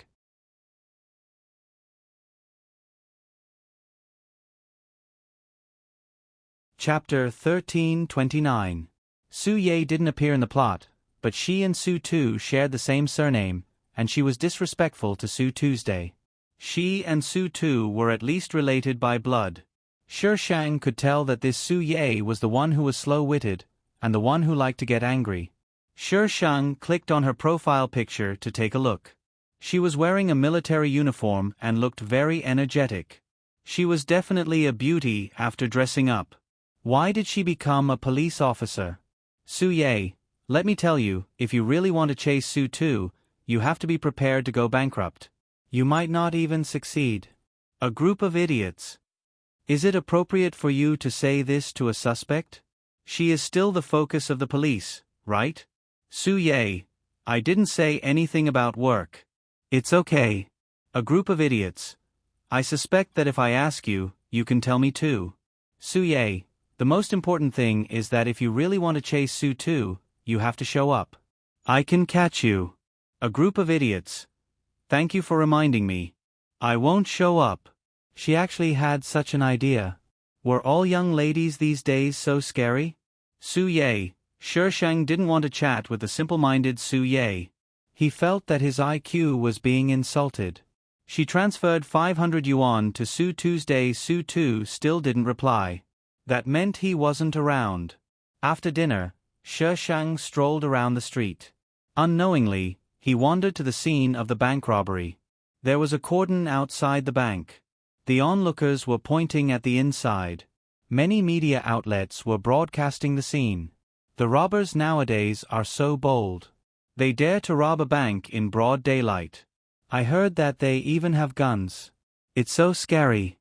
Fortunately, I wasn't here at that time. It was really scary. If we met the robbers, we would be finished. I don't know if they can catch them. All the robbers ran away. None of them were caught. When the police arrived, they only saw the tail of the robber's car. Why else would the police be the last to arrive? Sheng watched for a while. He didn't find it interesting and turned to leave. Host, someone is following you. Sheng walked forward without looking sideways. But face, let's be honest. Tell me what you want. When it reminded him, there was definitely something going on. Other people's systems would alert them at the slightest sign of danger. Her system, hee. If it wasn't for the fact that it couldn't get out, it would have stepped on her when she was unlucky. What a lousy system. Nothing, I just wanted to remind the host. The system said very seriously. What kind of lousy host was this? My good intentions were treated as ill intent. Sheng was doubtful. Why would you be so kind? Take it that I'm poisoned. If the system could smile, it would definitely smile at Sheng. He's seriously ill. Sheng nodded solemnly. Hurry up and let your retarded master treat you. If you delay any longer, you'll be in the terminal stage. Smile. Host, tell me, how did you live to this age without being beaten to death? Because I'm powerful. Those who wanted to kill me were all killed by me. Sheng smiled with curved eyes. A disguised threat. The system will not give in. Go offline first. The system immediately went offline. Idiot. The system's detection range was definitely wider than hers. It should be right when it said that someone was following her. Sheng walked towards a less crowded area. When there were fewer people, she immediately discovered the person who was following her. His tracking skills were good, but she could also tell that he wasn't a police officer. If the police had such tracking skills, they wouldn't let important suspects escape every time. She had to deal with this idiot first. Sheng turned directly into an alley, but she realized that the person behind her didn't chase after her. Sheng. What the F***ck did he mean? Sheng immediately went back and caught up with the stalker. Hey. The stalker was stunned. Anyone would be stunned when a stranger suddenly called out to them. He asked curiously, "What's the matter?" Sheng narrowed his eyes and smiled. "I want to learn from you." He bent his knee and aimed it at the stalker's lower body. The stalker reacted quickly and avoided his private parts, but he was still hit. The stalker seemed to be shocked. A second later, he flew into a rage. "Are you crazy?" Sheng grabbed his shirt and flung it aside. Two people suddenly started fighting on the horse. It was a large-scale fight, which immediately attracted the attention of passers-by. The stalker was probably afraid that people would take photos, so he quickly ran towards a less crowded alley. He was originally the stalker. Why was he the one being chased now? The stalker couldn't figure it out, but he felt that he would die if he didn't run away from the girl who was chasing after him. The alley was full of twists and turns, and soon there were fewer people. Sheng chased the stalker all over the alley. Just as he was about to lose her, she suddenly appeared from another alley. Huff, huff. The stalker leaned against the wall and panted. Are you a woman? He was running out of energy, but she still managed to catch up with him. Which part of me doesn't look like a woman?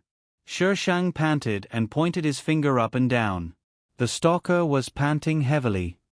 Why are you chasing me? Why are you following me? I'm not following you. The stalker refused to admit it. If you're not following me, then why are you running? Can I run if you don't hit me? Can I hit you if you don't follow me? Sheng kicked him. Why was she beating around the bush with him?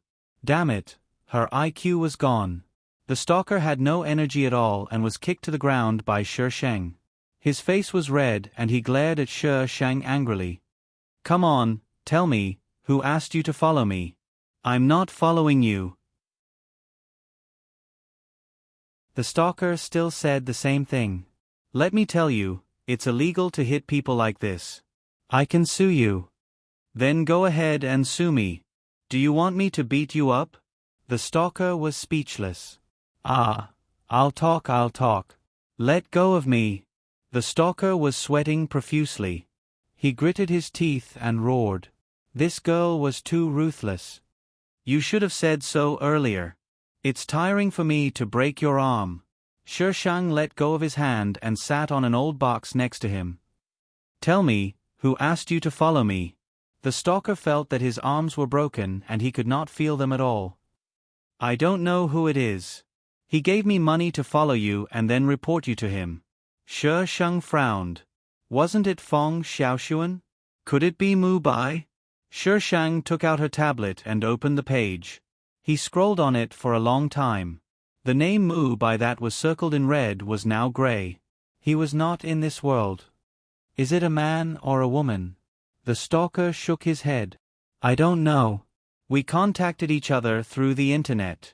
I really don't know why I'm following you. Give me your contact details. The stalker was afraid of losing his life and did not dare to say anything else. He gave the contact details to Shi Shang. Get lost. The stalker struggled to get up from the ground. You. Why didn't he ask him to keep it a secret? Why did he let him go just like that? So easy? Shi Shang looked up at him. Murder is illegal. The stalker was scared out of his wits and ran away.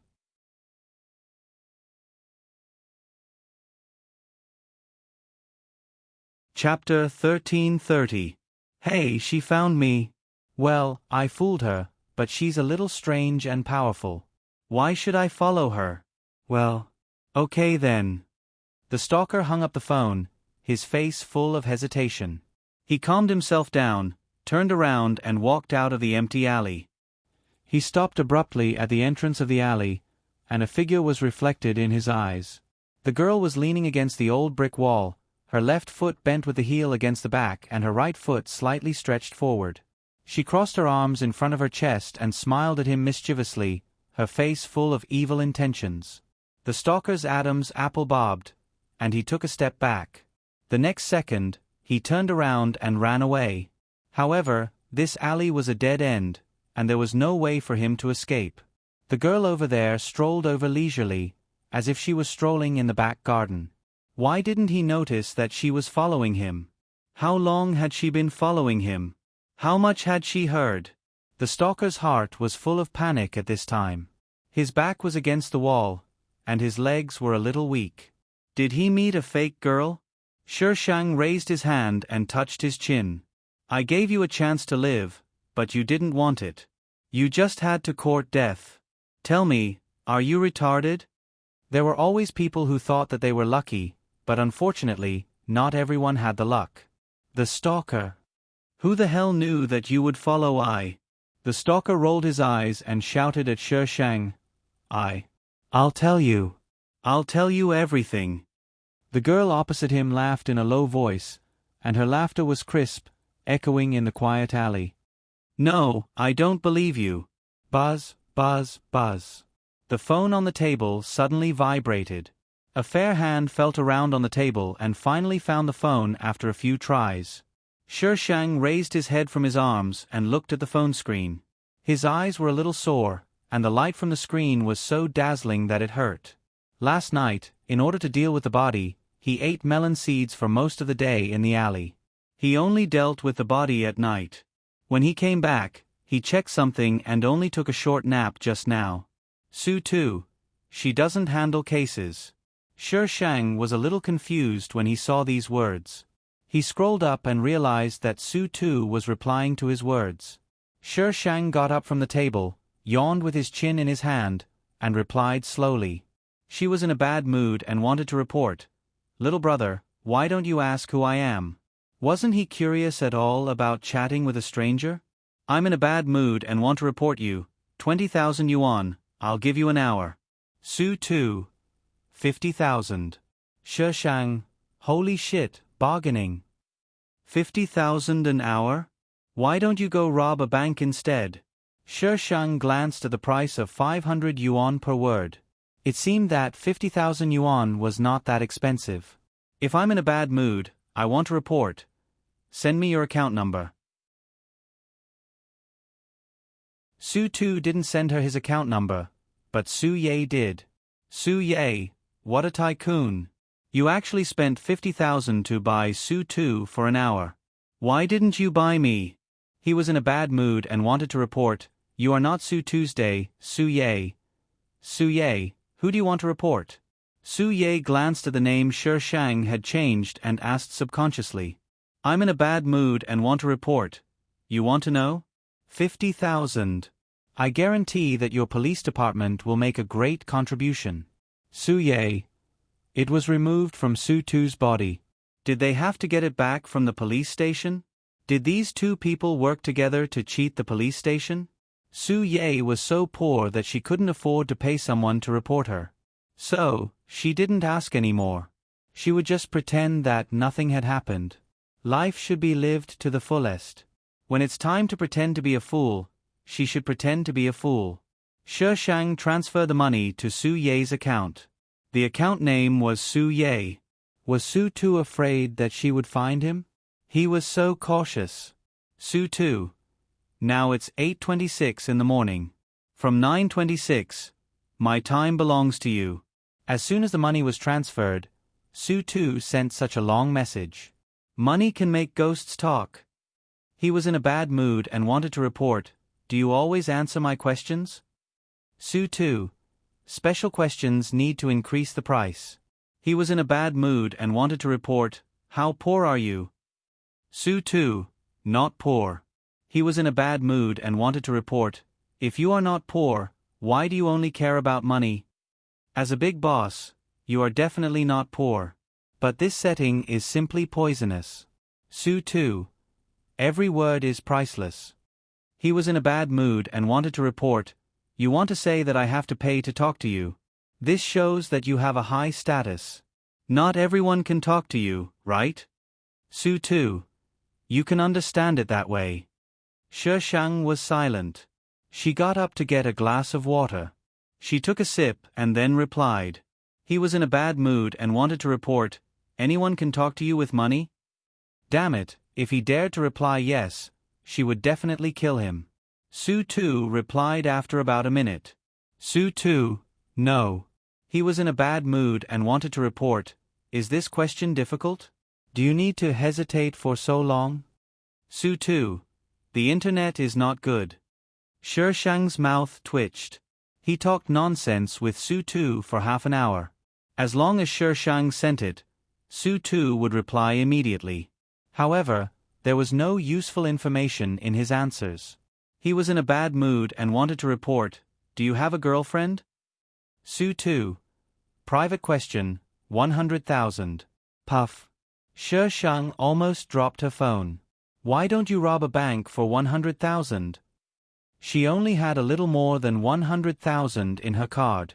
If she went, she would be poor again. Su Tu. No. He was in a bad mood and wanted to report, do you mind having one more girlfriend? Su Tu. I have sent you the price list. He was in a bad mood and wanted to report, are you selling yourself? Su Tu. Don't you want it? He was in a bad mood and wanted to report, then you sell yourself to whoever has money? The man in tea country leaned on the table and chuckled. He looked sideways at the table. There were a few documents on the table. The most eye-catching one was a picture of a girl. The girl stood among a group of people lying on the ground and wailing. She was so arrogant that it was dazzling. He withdrew his sight and looked at the time on the top of the screen. It jumped from 25 to 26. Su Tu. Time's up. Su Tu exited the chat interface and threw his phone on the table. There were only 2 contacts in his address book. Luo Shu Su Ye. Shishang looked at the phone with melancholy. She couldn't stop the thought of kidnapping him back. She immediately turned on the computer to check his location. After removing layers of camouflage, she finally located his location on the map. This is the place. How dare you play with I?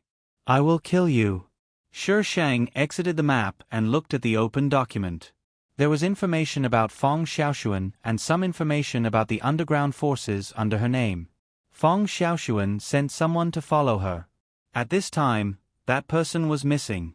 Feng Xiaoshuan must have known it by now. Then, I will make you busier. Shi Shang packaged the information and sent it to other underground forces. The price was 500,000 yuan. This price was considered low. Feng Xiaoshuan had sent someone here before she returned to China. Now it was considered a relatively powerful underground force in the city. She suddenly jumped out to snatch the territory. Would the local tyrant agree? Of course not. However, the people of Rose were cautious. They couldn't find the opportunity to do anything to them.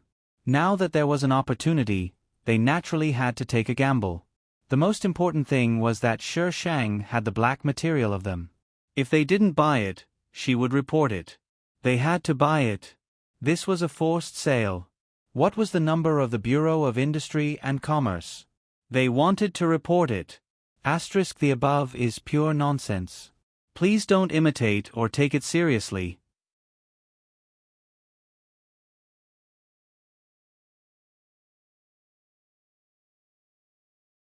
Chapter 1331. Shi Shang flew to Tea Country that night. Just as she boarded the plane to Tea Country, Su Tu boarded the plane to return home at the same time. The plane took off and rushed into the sky. He looked at the clouds outside the window with a faint smile at the corner of his mouth. Why don't you go to heaven? Su Tu, you better not let me catch you. The man stood outside the airport and looked at the message on WeChat. He was in a good mood. His fingertips slid on the screen and a few words popped out. Su Tu, I'm waiting for good news. Why don't you go to heaven? Su Tu, you idiot, just you wait. Shi Shang was so angry that he wanted to kill Su Tuesday. Why was this man so annoying? What happened to the compromise? Damn it, liar. Break up. Su Ye went home and saw that the young master of the Su family was there. Her eyes almost popped out. The missing person actually came back. Did the sun rise from the west? In the past, they couldn't get the missing person back if they didn't have money. The man on the sofa had a casual posture, but he had a noble temperament. The side of his face was smooth, as if he was a handsome man who had been carefully sketched. The light from the crystal lamp scattered into a piece of broken light in his eyes, like crushed starlight. Even though Su Ye had looked at him for more than 20 years, she still felt that he was so good-looking every time she looked at him. Sigh. Why was she related to him by blood? When Su Ye thought of Su Tu's bad behavior, she immediately shook her head. She didn't want this kind of man even if she was beaten to death. His good looks couldn't cover up the fact that he was a bastard. Su Tu stretched out his hand to Su Ye. Su Ye. What? 50,000. Su Tu reminded her. I was wondering why you came back for no reason. Su Ye rolled her eyes. Hashtag what to do when you have a money-grubbing brother? Waiting online, it's urgent. Hashtag Su Ye gave the card to Su Tuesday. Su Tu got up and wanted to leave. Su Ye quickly pulled his arm. Su Tu looked at her and she hurriedly let go of his arm. She pulled his sleeve. Brother, let me ask you something. Su Tu pulled his hand back. Give me the money. Are they siblings? No. Su Ye. Why do I have a brother like you? I'll give you the money, okay? Su Ye wailed. What's your relationship with the informant? How do you know she's a girl? She even said that she wanted to hit on you. Is that true? Su Tu thought for a while. It's related to money transactions. Su Ye reminded Su Tu, she is still a suspect in the bureau. Don't do anything with her. You want to capture her? The source of the information that she reported last time was unknown, and she was suspected to have made a move at the scene. The director said that it was not safe to leave such a person outside. Su Tu's smile deepened. Don't waste your energy. You won't be able to catch her. How do you know? Su Tu added, even if you catch her, you can't do anything to her. Su Ye glared at him. How did you know? Tell me honestly, what's your relationship with her? Are you guys in cahoots with the police? How is her style similar to mine? Su Ye thought for a moment and said resolutely, I need money. The first time he reported her, he asked for money. This time, he asked for money before he even reported her. Isn't his style similar to yours? She wouldn't believe that they weren't in cahoots. Su Tu smiled faintly without saying a word. He walked up the stairs. Feng Xiaoshuan was very unlucky recently. Several industries under her name were destroyed. Even 2 of her strongholds were found. The other party was aggressive and well prepared.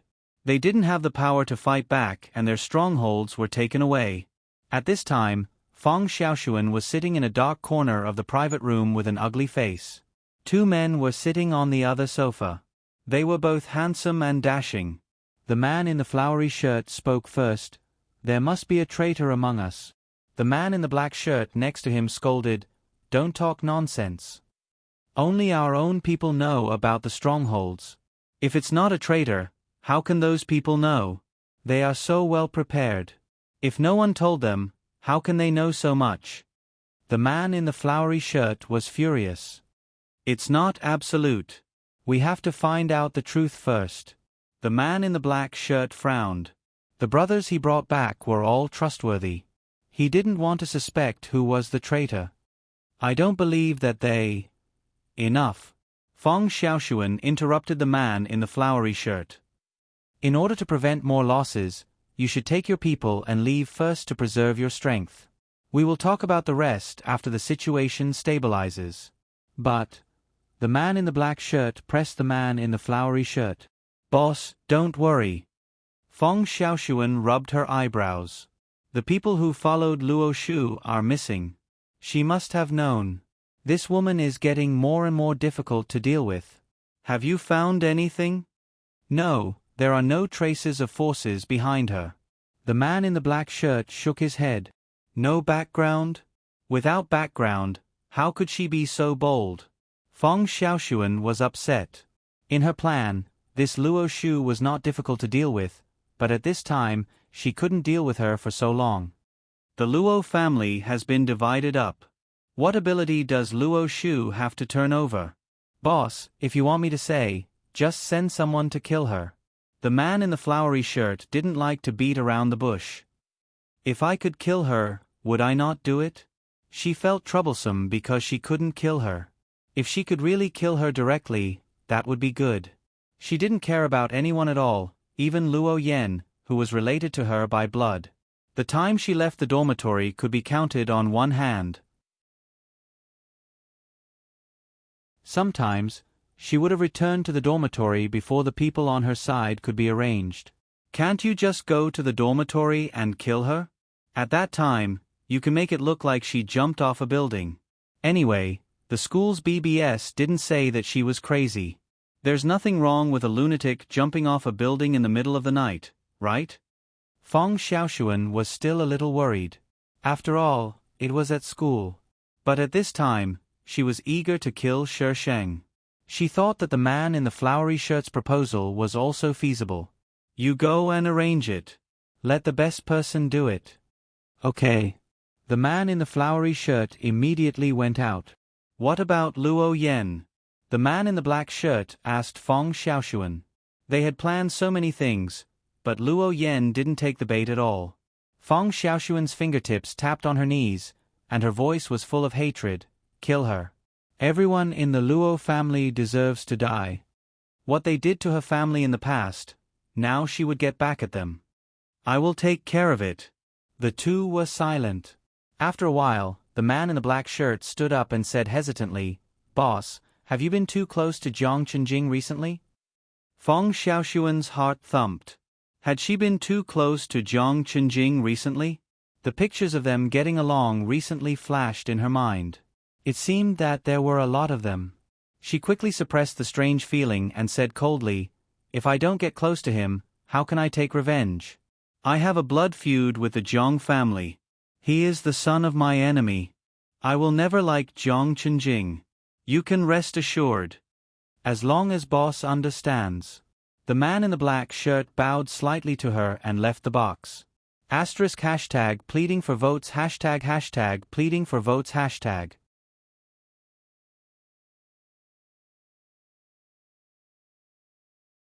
Chapter 1332. The moonlight shone through the glass window, projecting the leaves outside into the room, forming a mass of shadows on the ground, like a monster baring its fangs and brandishing its claws. The person on the bed hugged the quilt to sleep, revealing half of her face. Her fair long legs were on top of the quilt, as if she was tempting him to commit a crime. Suddenly, he opened his eyes and looked in the direction of the window. A black shadow was standing there, the curtain behind her fluttering, like a ghost in the middle of the night, silent. Su-Tu sat up calmly and stared at the black shadow by the window. You came so quickly. If I didn't come so quickly, were you planning to run away again? The black shadow took a few steps forward, revealing her face. Shi Shang had a very strange feeling in her heart.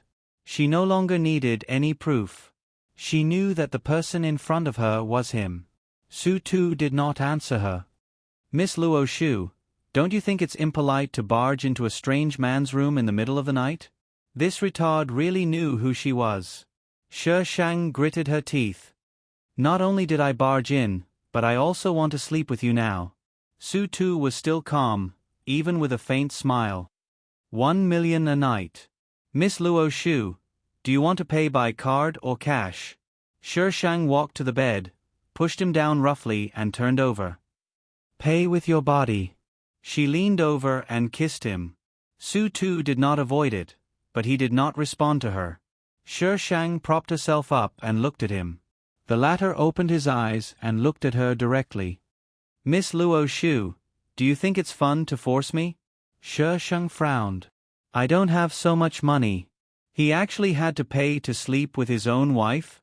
She was not a prostitute. Miss Luo Shu, when you have so much money, can you come again? Shi Shang was silent. The branches outside the window swayed, the room was full of light and shadows, and it was dead silent.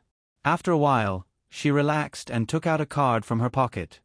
Let me hug you for a while. Su-Tu pinched the card, the corners of his mouth curved.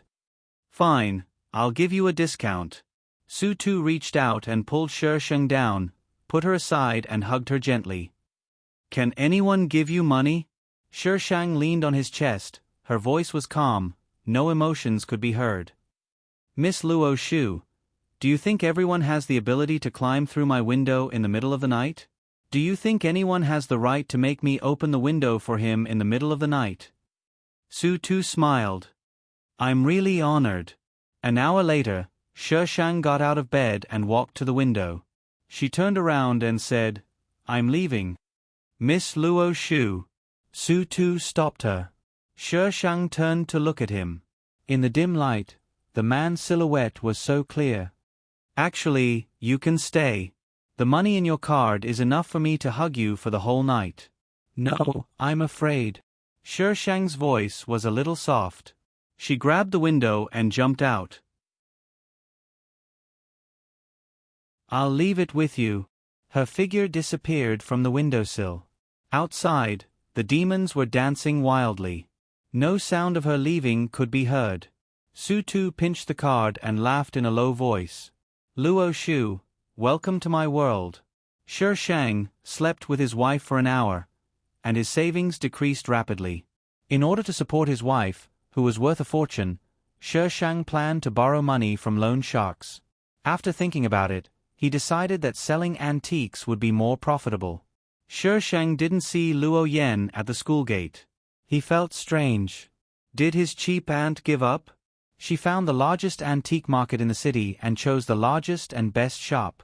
As soon as she entered, she wanted to see the boss. She looked like an underage girl. The shop assistant thought that she was here to make trouble. After Shi Shang took out the items and confirmed that she was here to sell things and not to cause trouble, the shop assistant politely invited her into a room inside. Miss Luo, this thing. The boss looked embarrassed after looking at it. How is it fake? The boss waved his hand quickly. No, how can it be fake? It's just that I can't set the price of this thing. I have to ask some old experts to have a look. Shi Shang rolled his eyes. Wasn't it suspected that it was fake? Take a look. The boss smiled apologetically. Miss Luo, please wait a moment. The boss reached out and wanted to take the thing away. Shi Shang stopped him. Boss, if you want to see it, come here.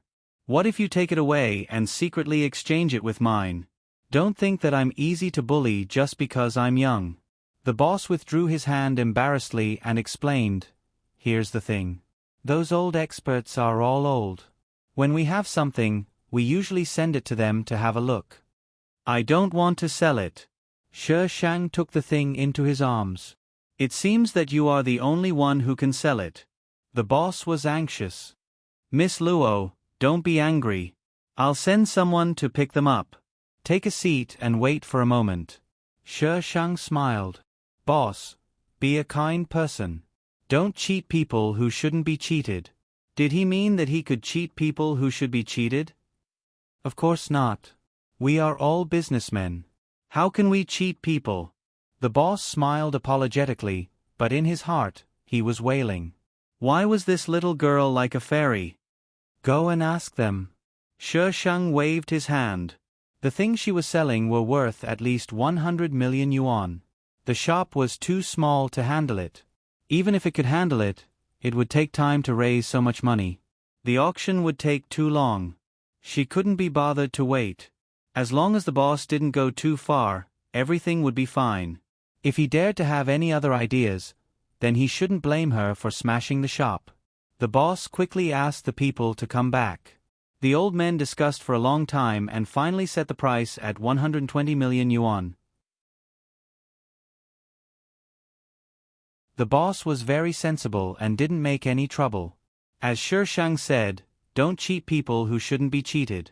This little girl didn't look like someone who could be cheated easily. The things she sold were worth the money. It wasn't a loss. Miss Luo, the price is a little high. The management has sent a financial officer to pay you in person. Please wait for a moment. The financial officer didn't come quickly. Shi Shang was a little impatient after having dinner with them. When the financial officer finally arrived, it was almost 6 o'clock in the evening. Miss Luo, I'm really sorry for the delay. Why don't we treat you to dinner? The boss invited Shi Shang politely. I have an appointment. Then I won't delay Miss Luo any longer. If you have any good things next time, Miss Luo, we will definitely give you a satisfactory price. Shi Shang glanced at him. With this money, she didn't need to sell things. If he had known that his wife loved money so much in this world, he would have made money earlier. Seeing Shi Shang leave, the financial officer came out. Which family is this little girl from? Despite his young age, he was as calm as a veteran in the business world. I haven't seen her before, but she shouldn't be simple. The boss told the financial officer about what happened in the afternoon. The financial officer sighed. Fortunately, you didn't offend her. The boss also sighed. After so many years, if I can't see this, I don't need to work anymore. The financial officer laughed and patted the boss's shoulder. Okay, I'm going back. Send someone to send the things back. Okay.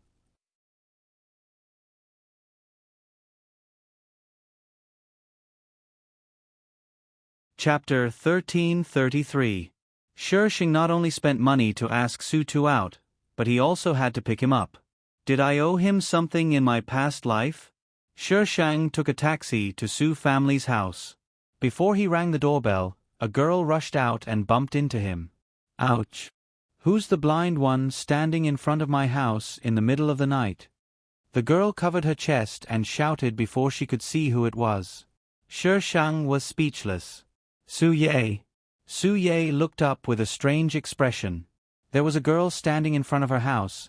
She seemed to be underage. She coughed and pretended to be a kind elder sister. Little girl, who are you? Who are you looking for? Su Tuesday. Su Tu. Su Tu. Su Ye felt that she might have an auditory hallucination. A girl actually came to look for that bastard. What kind of crazy thing did Su Tu do to this little sister? Su Tu, something big happened. Su Ye shouted at the top of her voice. Su Tu came out from inside and stood at the door looking at them. Don't you have a case in the police station? Why don't you leave? Su Ye pointed at Shi Sheng. Su Tu, what did you do to her? Su Tu walked over with his hands in his pockets. Su Ye could only look up at him because of the height difference. Su Tu looked at Shi Sheng with a faint smile. Why don't you ask me what she did to me? How is it possible? You must have done something to her. She was underage. What could she do to you? Su Tu walked past Su Ye, who was shouting. Let's go. Where are you going? Su Ye caught up with them. Su Tu, I'm telling you. Don't be a bad influence on this little girl. Don't be so crazy. She turned her head and said to Shi Shang, Little girl, he's not a good person. Don't be fooled by him. Did he bully you? Tell me, I'll help you take revenge. Shi Shang answered honestly, I paid him for dinner. Su Ye choked and pointed at Su Tuesday. Su Tu, are you crazy about money? How can you earn money from an underage girl? As long as it's money, what's the difference? Su Tu took a few steps outside with his long legs. He frowned. Where's the car? Young master, I don't have a driver's license. Shi Shang narrowed his eyes and smiled. Su Tu said without hesitation, More money. Shi Shang nodded seriously at Su Ye. He's indeed crazy about money. Hey, Su Tu, are you listening to me? What if an adult comes to find you? Her brother actually deceived a minor. Should she arrest him or not? Su Tu waved at her and walked toward a car parked outside. Shi Shang hurriedly followed him. Su Ye was so angry that she stomped her feet. She was holding the phone and complaining to someone. Su Tu calmly drove the car out of the villa area and onto the road. Where are you going? You decide. Are you sure? Su Tu turned to look at her. Yes. Shi Shang nodded and acted like a gigolo. I have money. You can spend it however you want. Su Tu didn't say anything. A soft song sounded in the car. Shi Shang shrank in his seat and looked at Su Tuesday. Su Tu held the steering wheel with one hand and put the other hand on the window casually. The wind outside the window blew his hair. It was pleasing to the eye no matter how he looked at it. Shi Shang looked at Su Tu for as long as he drove. Miss Luo Shu, if you keep looking at me like this, I'll charge you. Shi Shang took out 2 banknotes from his pocket and stuffed them into his hand. Su Tu's smile deepened. He unfastened his seat belt. We're here. Get off the car. Shi Shang glanced outside. The words, Chang Xiang Restaurant, were very conspicuous in the night. Su Tu stood outside the car and waited for Shi Shang. He motioned Shi Shang to go over. Miss Luo Shu. What? Su Tu's sight slid down to his bent arm. Shi Shang took his hand directly and chuckled. Add more money. Su Tu thought of adding more money, so he gave up struggling. He held her hand and went into the restaurant. Su Tu seemed to be an acquaintance. Everyone in the hall cast a strange look at him. This Su Tu. He was a weirdo in the circle. Everyone was not willing to cooperate with him, but they were also not willing to offend him. Generally, those who cooperated with him would be cheated badly. Of course, if they offended him, they would be cheated even more badly.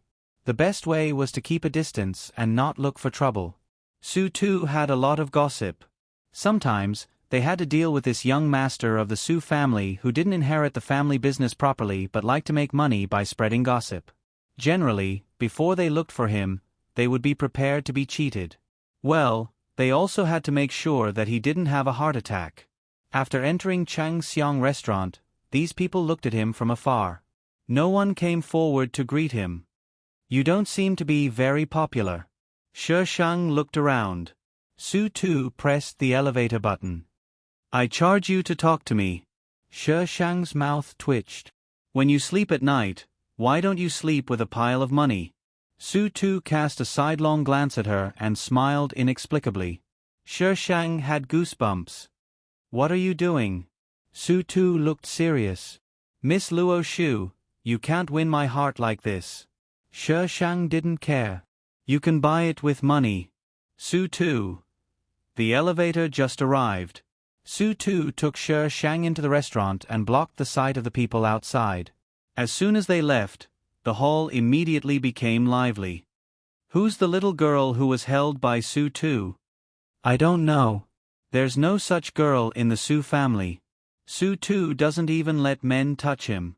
Su Ye has a good relationship with him. I didn't see them having any contact when they attended the event. Today, he held the little girl's hand and came in. Could she be an illegitimate daughter? Are you kidding? How could Su Tu have such a big illegitimate daughter? Could it be? Su Tu likes this kind of girl? Everyone looked embarrassed. Su Tu didn't have any women around him. Everyone guessed that he was gay. But later, they found that he didn't have any men around him. He was always alone. Occasionally, he would be with Su Ye. Su Ye always stayed far away from him, as if she was afraid of being charged if she got close to him. But today, he brought an underage girl and held her hand. So, a piece of news immediately spread in the circle. The eldest son of the Su family had a unique taste. He liked little girls. How fast the news spread in the circle. When Su Ye received the news, she was rushing to the battlefield.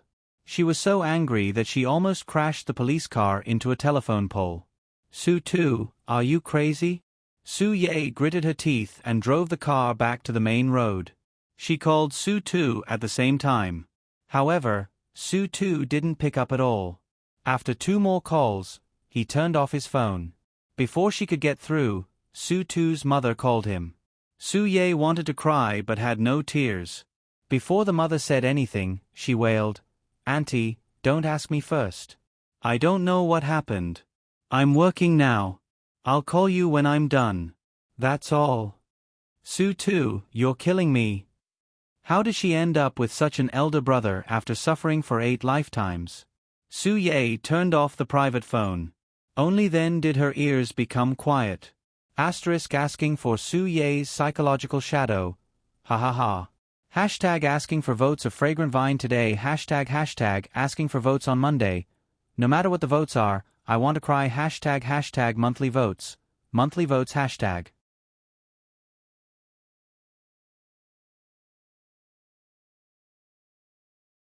Chapter 1334.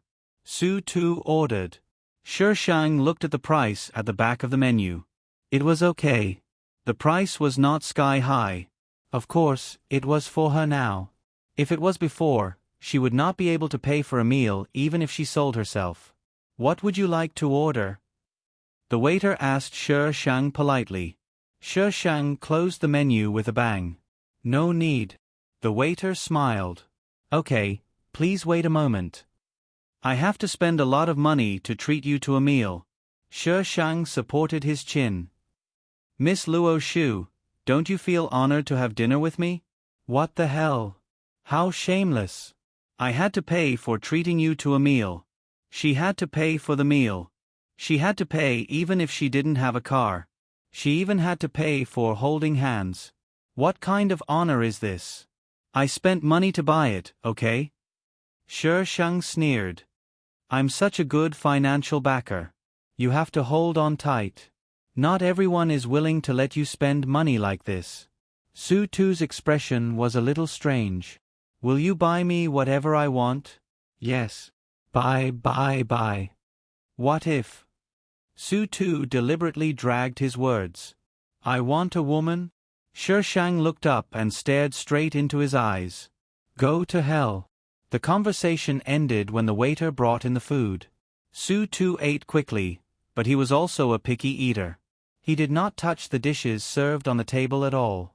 Shi Shang suspected that he ordered these dishes because the string of zeros at the back of the menu looked better.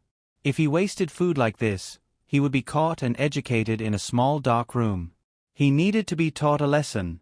Miss Luo Shu, why are you looking at me like this? Shi Sheng smiled. Young Master Su, have you finished eating? Yes, it's okay. Su Tu commented like a big boss. He took the water on the table and took a sip. Then can we go to the hotel? Pfft. Su Tu couldn't help but spit out.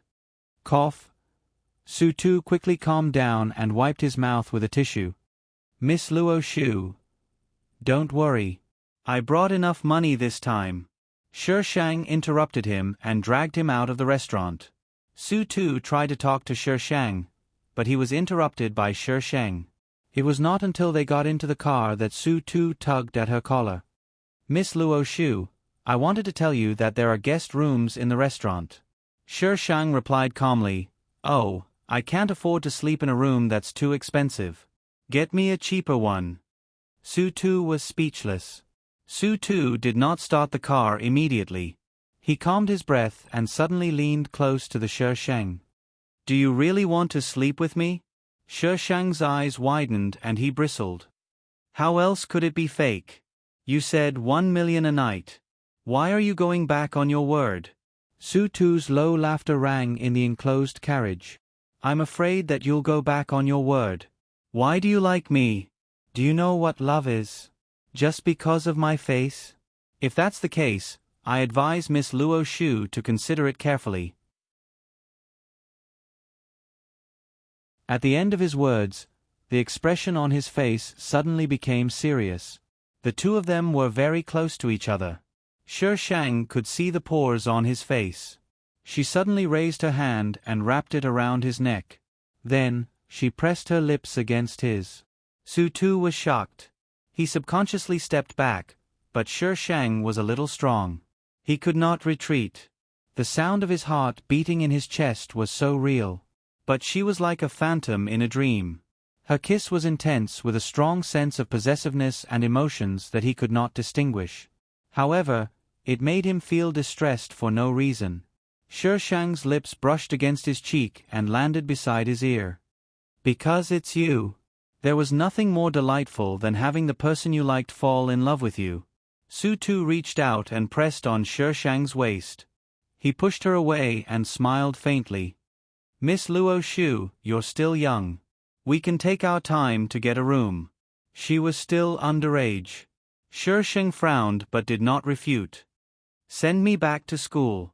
Why? Don't you want to stay with me for a while? You take the money.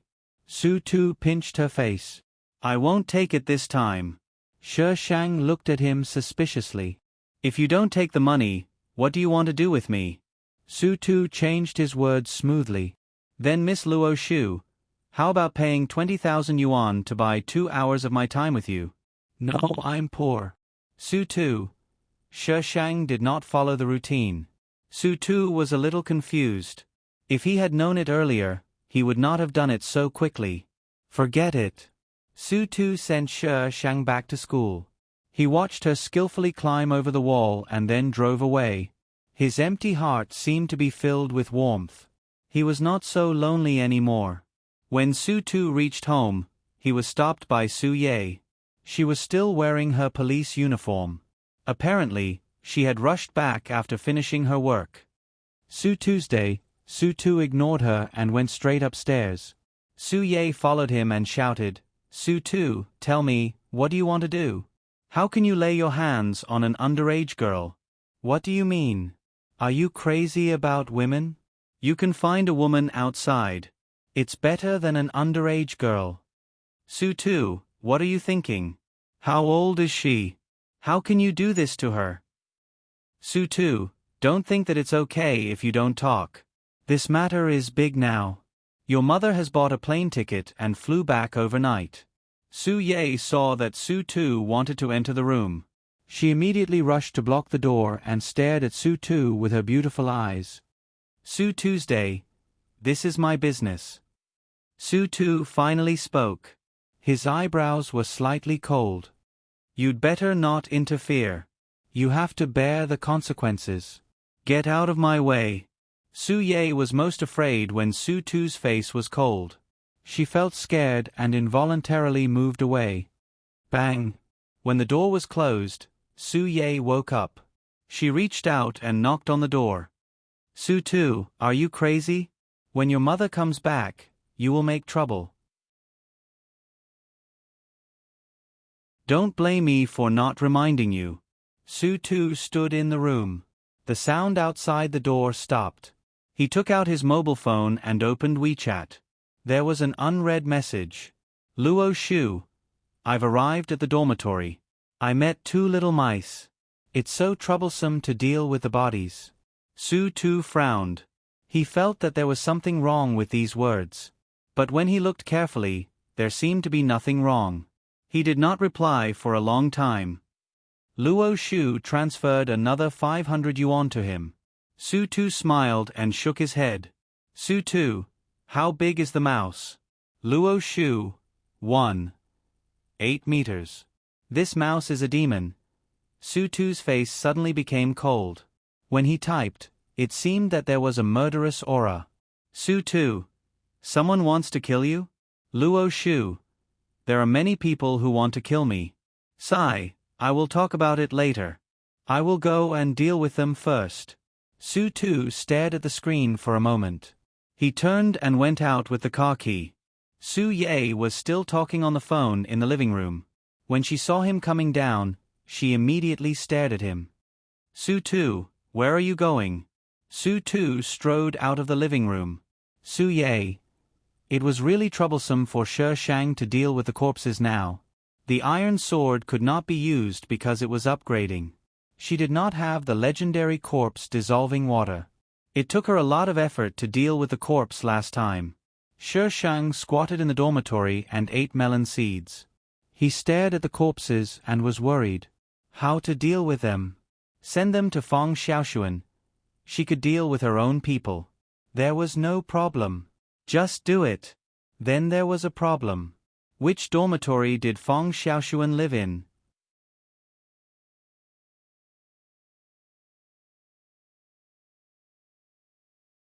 Chapter 1335.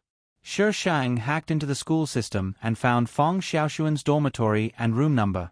He dragged a corpse and was about to throw it down. Before he opened the window, a black shadow suddenly appeared from outside. What the F***CK? There's an accomplice. Where's I's sword? The person outside looked at her through the window. Shi Shang's mouth twitched and motioned him to move aside. She threw the corpse aside and pushed the window open. What are you doing here? I climbed through your window once and you still have to climb back? Su Tu's gaze fell on the ground behind her. He stepped on the window sill and entered. Miss Luo Shu, I need to remind you seriously that as my future partner, you have the obligation to protect yourself. Aren't I fine? Shi Shang paused. Wait, what do you mean by partner? What do you mean by partner? How dare this idiot say that? Su Tu squatted down to check the corpse. However, the topic was completely unrelated to the corpse. You want to be my girlfriend? Nonsense. Miss Luo Shu, it's very expensive to be my girlfriend. You have to save money first. Shi Shang sneered. You have the nerve to ask a girl to save money. Is there a man like you? Other CEOs bought. Her president. I want to buy and buy. Buy my ass. Yes, didn't you meet one? Su Tu said seriously, as if his behavior was worth showing off. Shi Shang bent down to look at him. Young Master Su, can you be more shameless? Compared to Miss Luo Shu, I'm still inexperienced. Su Tu tilted his head and looked at him. After all, Miss Luo Shu wanted to sleep with me the first time we met. You didn't resist. How dare he ask for a price? I don't think I can beat you. Resistance is futile. He paused.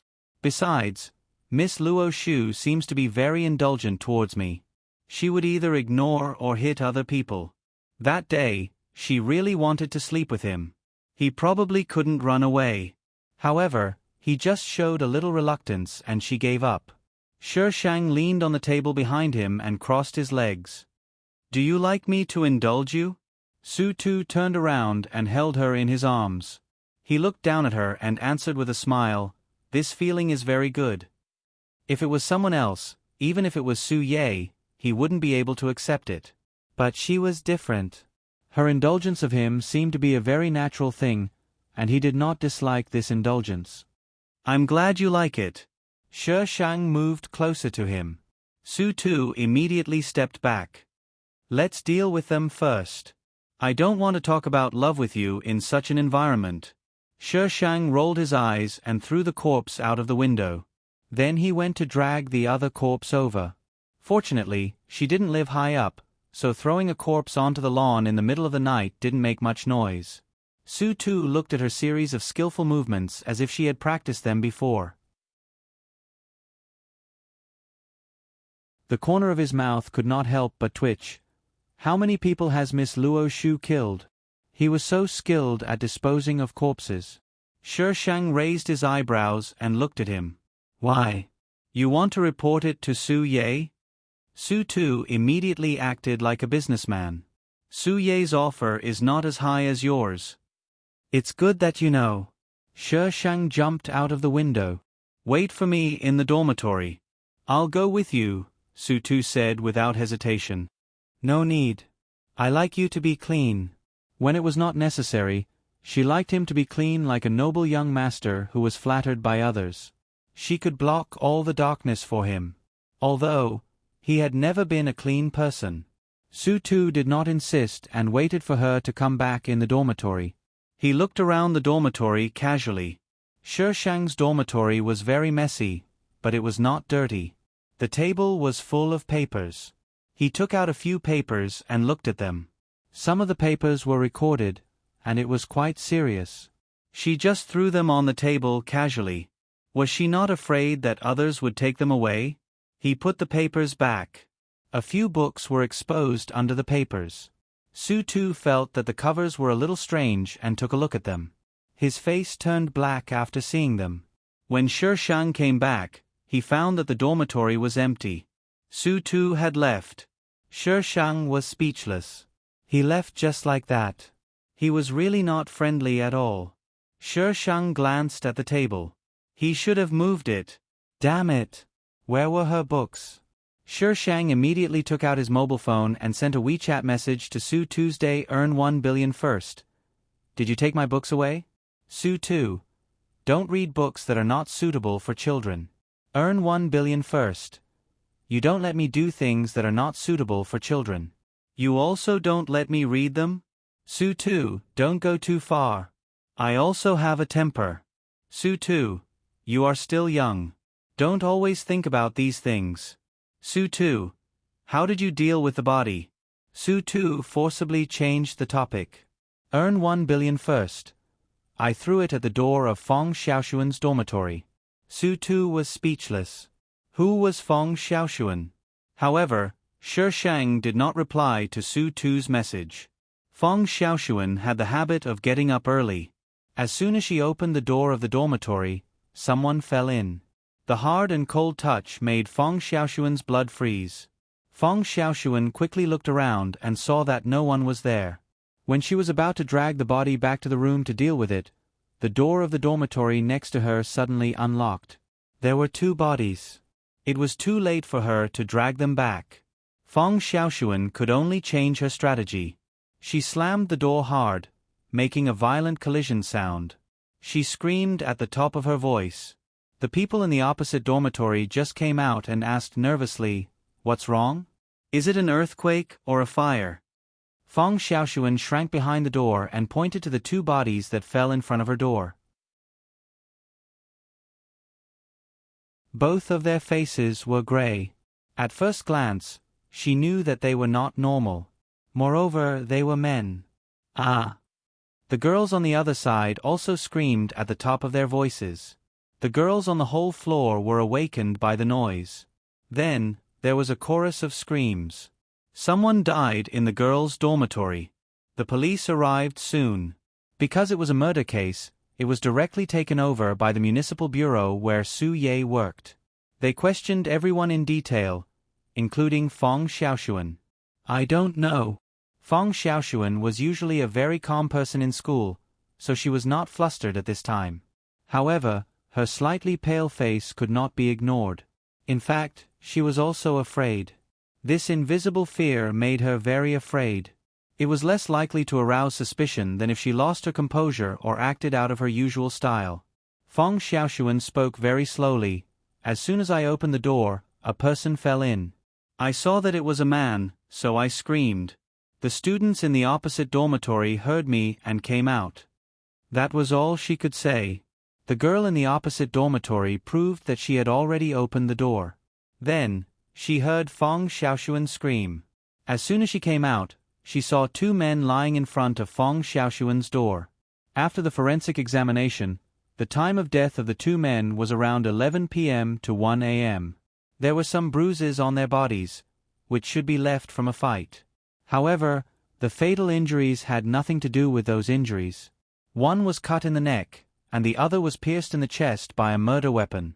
They were both killed with one stab. It was obvious that the murderer was a veteran. A newbie could not have done it so quickly. There was very little blood at the scene. It was obvious that the murder scene was not here.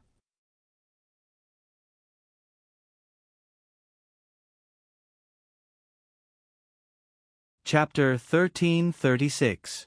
The girls' dormitory was locked at 10 o'clock. The door was an electronic lock. Without the dormitory's access card, no one could open it. How did the deceased get moved here after being killed? Nothing was found on the victim's body. The police investigated the scene several times. Feng Xiaoxuan's dormitory was the focus, but they found nothing. The police didn't have any evidence. After questioning Feng Xiaoxuan, they let her go. Feng Xiaoxuan came out from a circle of police officers. The onlookers pointed at the dormitory building, and the fans were concerned about her safety. Feng Xiaoxuan forced a smile. "I'm fine." She squeezed through the crowd and moved away. She didn't dare to contact anyone. Any action at this time might arouse the police's suspicion. She didn't expect Luo Shu to be so powerful. She could quietly send someone to her dormitory without leaving any evidence. Even if Feng Xiaoxuan knew that Shi Shang did it, she couldn't identify her at this time. She would expose herself. The best way now was to pretend that she didn't know anything and not lead the police. If she led the police, that woman would definitely make corresponding countermeasures. She might even drag her down. "Luo Shu, I can't underestimate you anymore." Feng Xiaoxuan's shoulder was suddenly patted. She subconsciously released a murderous aura, but it was only for a moment. She turned her head and Jiang Chunjing's face appeared in her sight. "Feng Xiaoxuan, are you okay? I heard that someone died in your dormitory." "I'm fine. It's just scary." "You can be scared." Jiang Chunjing seemed to be surprised. Feng Xiaoxuan's face turned pale. "It's different from a usual fight. Someone died." Jiang Chunjing seemed to want to catch something from Feng Xiaoxuan's face. Unfortunately, he didn't find anything. He echoed, "It's scary." "If you're scared, I'll accompany you." "Who's scared?" "I'm not." Feng Xiaoxuan straightened her back as if this could prove that she wasn't scared. However, her face didn't improve at all. Instead, it became even more fragile. "Idiot." Jiang Chunjing pulled her into his arms. "I see that you're so pitiful. Let me lean on you. Don't think too much." Jiang Chunjing's line of sight was blocked. The fragility on Feng Xiaoxuan's face faded away, leaving only coldness.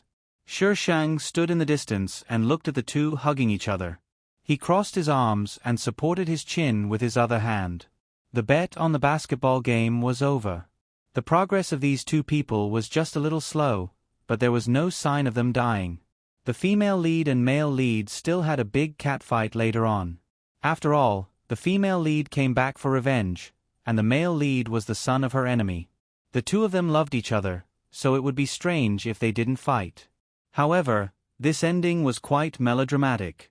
Because of the male lead, the female lead forgave the Jiang family. Back then, the mastermind who harmed the female lead's entire family was the Jiang family. The Luo family was just taking advantage of the situation. In the end, the mastermind was forgiven by the female lead, and the rest who took advantage of the situation were all destroyed. What the Luo family did back then was despicable. However, the Zhang family was despicable as well. They were all despicable. Why was it that the Luo family was destroyed while the Zhang family was left unscathed? Host, if Feng Ci had a grudge against you, what would you do? A question suddenly popped up in the system. Let's kill him. Don't you like him? Buttface, do you know that I'm cold-blooded and heartless? Even if I kill him, I can still like him. I can't not take revenge just because I like him. I don't really understand how the host's brain works. If you like someone, can't you let go of the hatred in your heart? When it came to her, whether she liked him or not, she had to take revenge first. What are you hinting at? Does Feng Ci have a grudge against me? You're thinking too much. It was just a casual question. There was no other meaning. Shishang rubbed his chin twice. Other than those bastards from the Alliance, I really don't have any enemies. Those who offended me either went to hell long ago or are on their way to hell. You really do have a grudge against the Alliance. He even dared to steal from the Galactic Alliance's special forces. It's all because I was young and frivolous. Shishang sighed and reminisced. I was young and immature. I was too reckless. If it were me now, what would you do? I'm going to destroy those little bastards. Do you think the Alliance is weak? Do you think they can be destroyed just because you want to? The host forgot to take her medicine again. Her Chunibyu syndrome is acting up again. It's better for her to quickly go offline. The school used its connections with the school board to suppress the media. This incident didn't spread. The police investigated the school for several days, but they didn't find anything. They couldn't even find out the identities of the two men. In order not to affect the school, the police had to withdraw from the school. Shishang rarely went to class. The teacher's saliva was flying everywhere. Shishang sat below and played with his phone enthusiastically. Earn a billion first. Xiao Yi Zi. Su Ye, what? I'm very busy. I don't have time to chat with you. Who allowed you to call me Xiao Yi Zi? The bureau had almost given up on this account. The bureau chief only asked Su Ye to chat with her. He didn't say how to solve the problem. The bureau chief didn't know how to solve it either. The main thing was that there was no way to solve it. Earn a billion first. You guys were involved in the murder case at Shasnoag Royal Academy, right? Su Ye, how did you know? This incident wasn't made public, right? Normal people shouldn't know about it. Earn a billion first. Do you want to know who those two men are? Su Ye. You know. Earn a billion first. There's nothing I don't know. Su Ye, is that so? Then do you know what color of underwear I was wearing today? What did I eat this morning?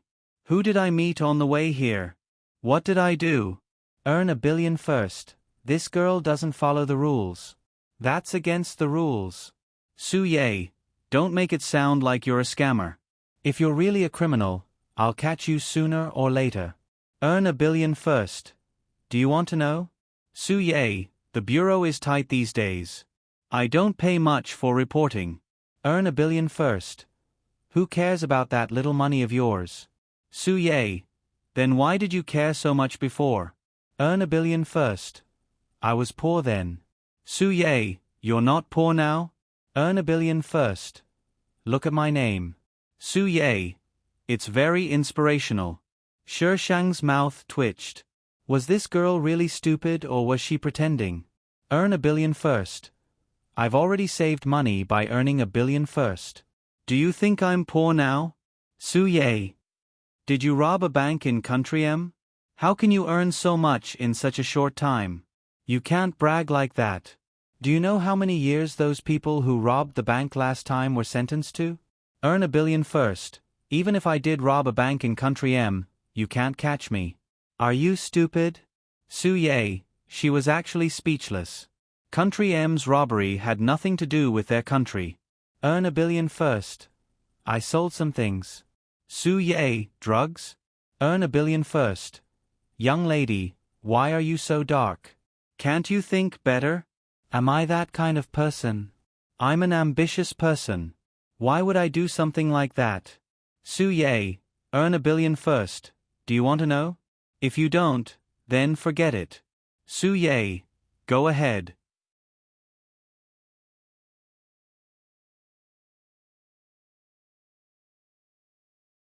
Chapter 1337.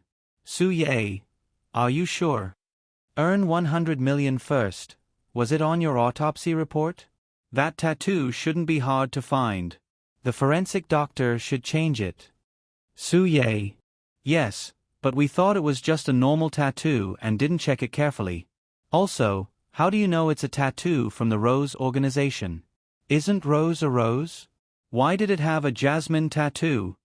Are you crazy? Earn 100 million first. I think so too.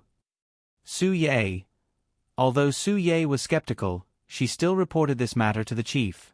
The chief looked at her with a terrifying gaze. It was as if she had done something unforgivable. Su Ye wasn't afraid of the chief's scolding, but she was afraid that the chief would dock her salary. She was really going to eat dirt now. In the end, the chief just ordered someone to investigate and didn't make things difficult for Su Ye. Have a good chat with that person and get him to talk, the director ordered Su Ye while holding the document. Su Ye still hadn't recovered from the fear of her salary being docked. What do you want to talk about? What else? Bring him back. The chief was furious. Su Ye. That person was so smart. How could she get anything out of him? Chief, what kind of joke was this? Of course, Su Ye didn't dare to say anything. She was afraid that her salary would be docked, so she tactfully left. Luo Shu, Grade 1, Class 9, please go to the principal's office.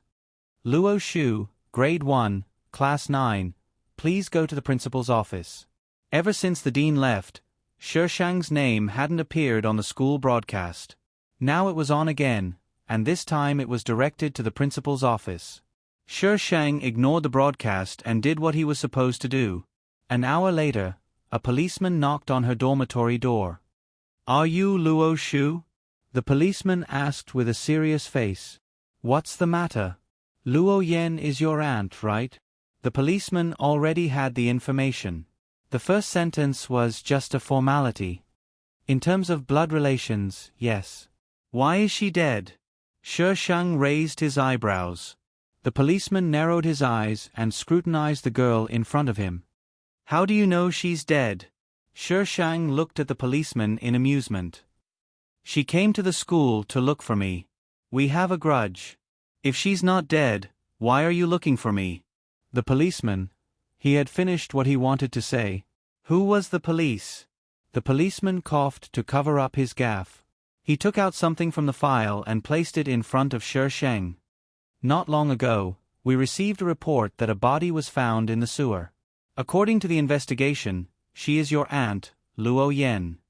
Luo Yan's body was soaked in the sewer, and it was rotten beyond recognition. It looked like she had been dead for a long time. Shishang looked away after a glance. What's the cause of death? Seeing that Shishang was so calm, the policeman took out another photo from the file. She was stabbed in the chest with a sharp weapon. I didn't kill him. Shishang crossed his arms and said, I don't know why she was killed. The last time I saw her was at the school gate. I haven't seen her since. Luo Shu, you can't just say that you don't have it. Please go back to the police station and cooperate with our investigation. The police officer put the things away. Shishang shrugged. When did she die? The decomposition of the body is too serious. It's probably between May 16th and May 17th. Shishang swiped his phone twice and put it in front of the policeman. I was in Tea Country on May 16th and returned on the evening of May 17th. The policeman glanced at her ticket purchase record and asked the person behind him to verify it. Even if you returned at night, you still had time to commit the crime. Shishang tilted his head and chuckled. I got off the plane at 3 o'clock in the morning. There are surveillance cameras from the airport to the Nanyuan Villa area. I stayed in the Nanyuan Villa area for more than an hour, and then I took a taxi back to school. Officer, these can be found. The policeman, how could this little girl be so calm? Nanyuan Villa area? What were you doing there? Who can prove it for you? This is my private matter. The policeman looked serious. Miss Luo Shu, if you want to prove your innocence, please don't hide anything. I went to find Su Tuesday. Su Tu? The young master of the Su family? The policeman's expression was strange. Shishang just nodded. The policeman immediately called the station and asked Su Ye to ask Su Tu if he was with her that night. Su Ye soon confirmed that it was indeed as Shishang said. Shishang's movements were found out by the police, and it was no different from what she said. He was abroad on the 16th and got off the plane at 3 o'clock in the morning on the 17th. He took a taxi to the Nanyuan Villa. After that, he stayed with Su Tu for an hour and left at 5 o'clock in the morning. He took a taxi back to school just as the school opened. The guard and the dormitory administrator said that they saw her. After that, she didn't leave the dormitory. So she didn't have time to commit the crime. She didn't know what Su Tu said to the police. The police didn't ask her to go to the police station to cooperate with the investigation. They just asked her to keep the communication line open and contact her if there was any news. As soon as the police left, Shishang received a call from Su Tuesday, wait at the school gate. I'll pick you up. Do I have to pay? Of course. Shishang curled his lips and hung up the phone. He changed his clothes and went out. As soon as he went out, the people outside pointed at him and talked about him. She didn't know who leaked the news that the police came to her because of her aunt's death. So the word murderer was attached to her, and it became a hot topic on the BBS. Shishang didn't care about it at all and walked to the school gate. After waiting for about 10 minutes, Su Tu's car arrived. He opened the door and got in. Su Tu glanced at him sideways. Why are you so careless? Shishang frowned. I didn't kill her. Su Tu nodded. Well, with your intelligence, how could people find out that it was you who did it? Do you know who did it? I don't know. Shishang held his chin. Do you have a computer? Su Tu took out a computer from behind and gave it to him. Shishang hacked into the city's traffic monitoring system in front of Su Tu and checked the surveillance where Luo Yan was found from May 16th to 17th. Luo Yan appeared in the surveillance around the afternoon of the 16th. She first bought some food nearby and then made a call with a public phone. Then she entered the blind spot of the surveillance. Shishang checked all the surveillance cameras that could be accessed. Luo Yan didn't come out again, which proved that she was killed after that. The police looked at these surveillance cameras and found nothing. Go and have a look around there. Shishang ordered Su Tuesday. Su Tu started the car and took Shishang to the scene without saying anything about collecting money. The police had finished the investigation and withdrew. Shishang got out of the car and walked according to the track that Luo Yan came in. Then he arrived at the scene of the crime. After that, he walked all the routes that could lead to here and finally locked on a person from the surveillance. It's him. The man in the surveillance wore sunglasses and entered from another more remote alley. There was a surveillance camera outside the alley and it just captured his figure going in. About half an hour later, he came out from inside and quickly stopped a car to leave.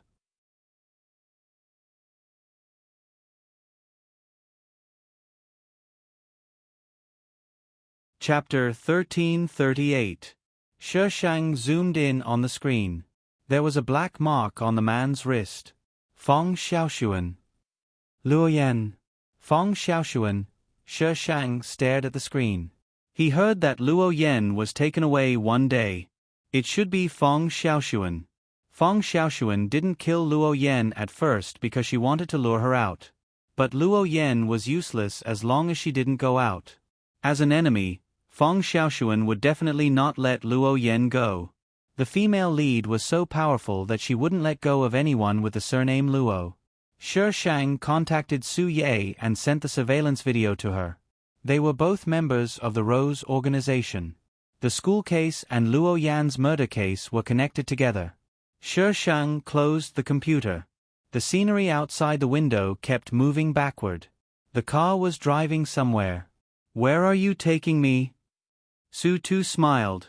Miss Luo Shu, as a reward for testifying for you and picking you up, shouldn't you pay me?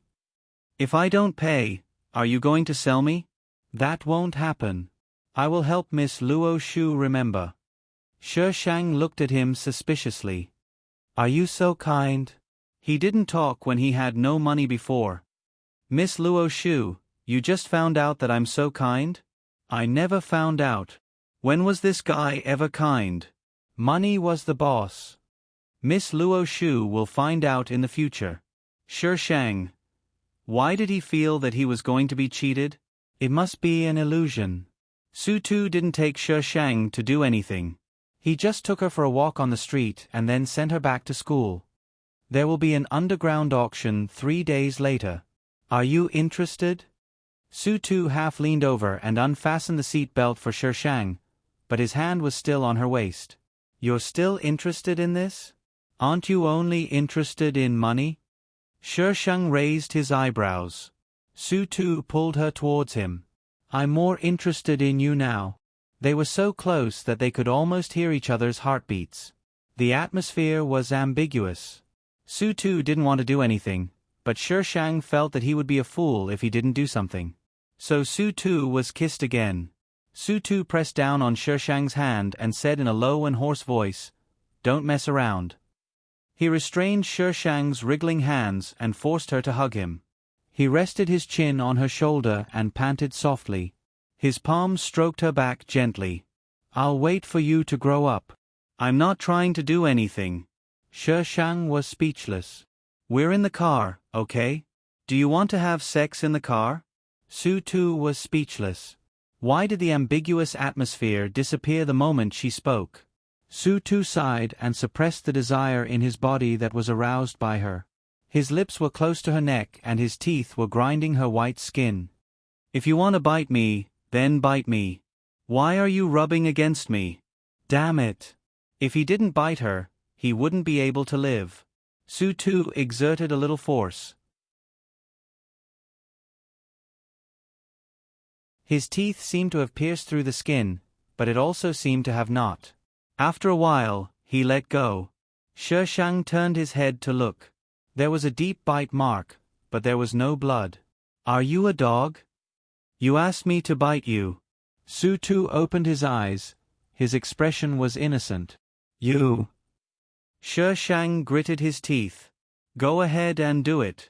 You'll cry in the future. I will definitely make you cry until you can't get out of bed. She got away from Su Tu and returned to the front passenger seat. She opened the door and got out. Su Tu held his forehead and chuckled. He licked his lips with the tip of his tongue. He really looked forward to the day when she grew up. Shi Shang went back to the dormitory and looked at the bite mark in the mirror.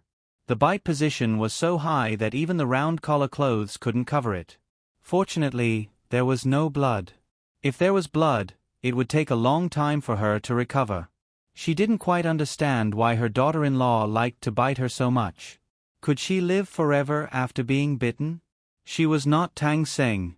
Knock, knock. Shi Shang pulled his collar to cover the bite mark and went to open the door. A girl was standing outside the door, holding a big bouquet of roses. Shi Shang was speechless. The girl handed the flowers to Shi Shang. Luo Shu, here are your flowers. Who sent them? The girl seemed to be a little afraid of her. She stuttered. I don't know. The dormitory auntie asked me to bring them up for you. Thank you. The girl seemed to be a little flattered. You're welcome. Then she turned around and ran away quickly. Shi Shang took the flowers and went in. She rummaged inside but didn't find any card. She took out her phone and sent a message to Su Tuesday, earn 1 billion first. You sent them? Su Tu. Do you like them? Earn 1 billion first. You sent me flowers for no reason. Is there a conspiracy? Su Tu. Isn't this a normal step in dating? Earn 1 billion first. Didn't you say that I can't be your girlfriend? Su 2. So I'm wooing you now. Earn 1 billion first. Su 2. Did you forget to take your medicine? Su 2. I forgot to take your medicine. Earn 1 billion first. Damn. Damn. My daughter-in-law has been replaced by someone else. Su 2 must be out of his mind. He sent flowers every day. The rumors in the school suddenly flew. After all, she was only in high school now. Although she was not a little girl, her body was. So the forum changed from her being a murderer to being indecent. Earn 1 billion first. Can you not send flowers? This thing can't be eaten or used. She used it to pile flowers in the dormitory. The room was full of fragrance. She almost fainted from the smell. Su 2. You don't like it? Earn 1 billion first. I like you more. Why don't you give you to me? Su 2. I'm expensive. I won't give you. Earn 1 billion first. Young Master Su, you'll be mine sooner or later. Don't be so awkward, okay? Su 2. Are you so confident? Earn 1 billion first. I'm rich. Su 2. Su 2. I'm outside your school. Come out. I'll take you to the auction. Shishang looked at the time. It was almost 10 o'clock in the evening. This auction was really strange. At 10 o'clock, the dormitory was locked. Shishang could only jump down from the window. She was going to jump over the wall to get out of the school. She didn't expect to meet the female protagonist. It was not only the male protagonist who could meet the female protagonist at any time and in any position. There were also villains. Feng Xiaoshuan had already jumped over the wall. Shishang was below. They looked at each other, affectionately, in the night. Luo Shu. Feng Xiaoshuan jumped down from the wall and went straight to Shishang. It was not easy to meet her. Of course, she wanted to kill her. Feng Xiaoshuan started to attack her directly. Every move was a killing move. Hey! Where's Ai's sword? Sword? Forget it. Let's use our hands. Feng Xiaoshuan's hands and feet were good. With the halo of the female protagonist, they couldn't do anything to each other for a while. At this moment, Feng Xiaoshuan took out a gun from her waist and shot at Shishang. The gun was a silencer. Only the sound of the bullet could be heard. Fuck. Foul. She didn't use any cold weapons, but the female protagonist used a gun. How annoying. Shishang avoided the bullet and grabbed the female protagonist's wrist. Feng Xiaoshuan wanted to break away, but Shishang kicked her calf. Her body was inevitably tilted. Shishang pressed her to the ground, took away the gun in her hand and pulled the trigger without hesitation. There was a light click. Nothing happened. Shishang. Cheating. F***ck your grandpa. Plot master, that's enough. *# today's wheat plum ticket ## begging for votes every month ## new week. Please use your noble little hands #.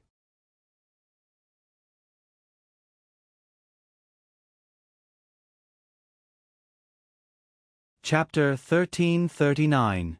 Feng Xiaoshuan almost thought that she was going to die. She gasped for breath. While Shishang was cursing her, she pushed herself against the ground and tried to turn over. What are you moving about for? Shishang pressed her back down. Do you think that I can't deal with you without a gun? Idiot. Feng Xiaoshuan's face turned red. Luo Shu, what do you want to do? Be reasonable. Feng Xiaoshuan. You rushed over and hit me first. What do you think I want to do? Shishang rolled his eyes and tied Feng Xiaoshuan up with a rope. Shishang didn't wait for Feng Xiaoshuan to continue blabbering. She stuffed Feng Xiaoshuan's mouth shut and dragged her to a secluded area on campus. Feng Xiaoshuan's body rubbed against the ground and hit the stones from time to time. She felt dizzy. Under Feng Xiaoshuan's furious and hateful gaze, Shishang tied her to a tree. To prevent Plot Sama from continuing to cause trouble for her, Shishang searched Feng Xiaoshuan's body for anything she could use and tied her up so tightly that she couldn't even move her toes, much less her hands. Shishang clapped his hands. Stay here. Maybe your Prince Charming will come to save you. Shi Shang looked at the rope. Well, was it a little loose? A few more rounds would be enough. Feng Xiaoshuan was tied up and only her head was left. Whoa. She wanted to kill Luo Shu. Feng Xiaoshuan had never wanted to kill a person so much. However, she could only watch Shi Shang swagger away. There was nothing she could do. The auction was held in an underground bar. When entering, the bar would distribute masks, probably to protect the privacy of the guests. Su Tu didn't wear Shi Shang's mask. Instead, he took her to the back of the bar through the staff passage. Young Master Su, this way please. A waiter waited at the end of the staff passage and respectfully led them to a private room. There was a surveillance camera in the private room, which could see the whole bar outside. The waiter took them to the room and left. Shi Shang walked around the room. This bar is quite good at doing business. The business of the rich and the ordinary people are separated. I have a cooperation with them.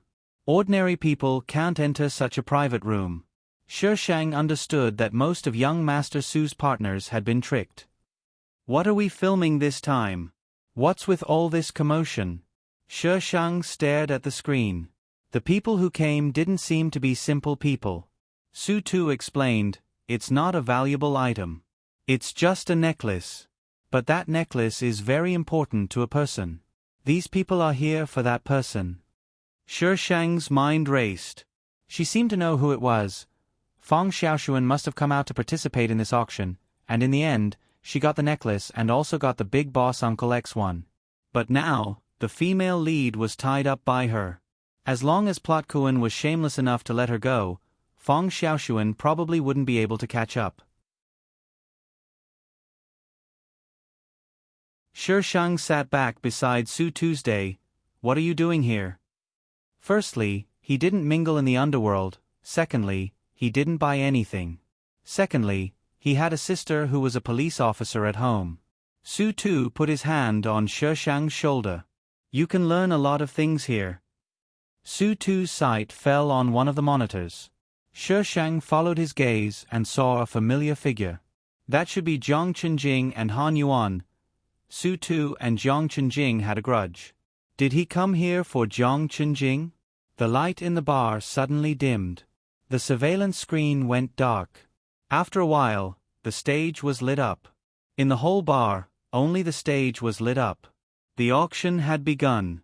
Today's auction is different from the past. There's only one rule. You can bid. As long as the owner of the auction is satisfied, then you can get it. The range of bidding includes not only money. As long as you think it's valuable, you can bid. This is an auction without any rules. So, let's start now. Everyone knew the news, so they were prepared. As long as they got the necklace and got the big boss's approval, they would be able to achieve great things in the future.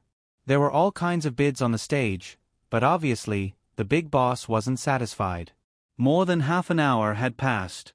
Still, no one could move the big boss. Most of the things that they had prepared were almost finished. Another period of time passed, and no one called out a price. I'm sorry. No one can satisfy the owner of the auction. So, this auction is over. The bar has prepared drinks for everyone. Have a good time. Shi Shang yawned out of boredom. Are you sleepy? Su Tu touched his face. Lean on me and sleep for a while. I'll call you when we leave. I'm bored. I'll go out for a while. Shi Shang got up. Su Tu pulled him. Ask the people outside to give you a mask. Got it. Shi Shang took the mask and sneaked into the bar. Now, these people were talking about the auction just now. No one knew what this big boss wanted. Shi Shang approached Jiang Chenjing and Han Yuan. Han Yuan was supporting Jiang Chenjing. Jiang Chenjing's face looked a little strange. He shouldn't be drunk. Han Yuan was full of coldness. He was planning to get Jiang Chenjing out of the bar. In the plot, Jiang Chenjing would be drugged. Then, he would naturally be together with the female lead. But now, the female lead wasn't here. There was only Han Yuan by his side, Shi Shang moved to Han Yuan's side and said viciously, "Just do it if you like it. He doesn't know anyway." It was too dark. Han Yuan couldn't see the speaker clearly. She only felt that the voice was a little familiar, but she was quickly suppressed by the shame of having said the truth. On second thought, she realized that something was wrong. She hadn't said anything. Why was he panicking? Han Yuan quickly calmed down. "You're talking to me? Who else could it be?"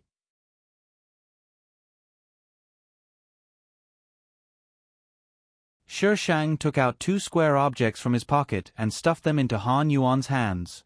"Don't be a coward, young man. Do it boldly."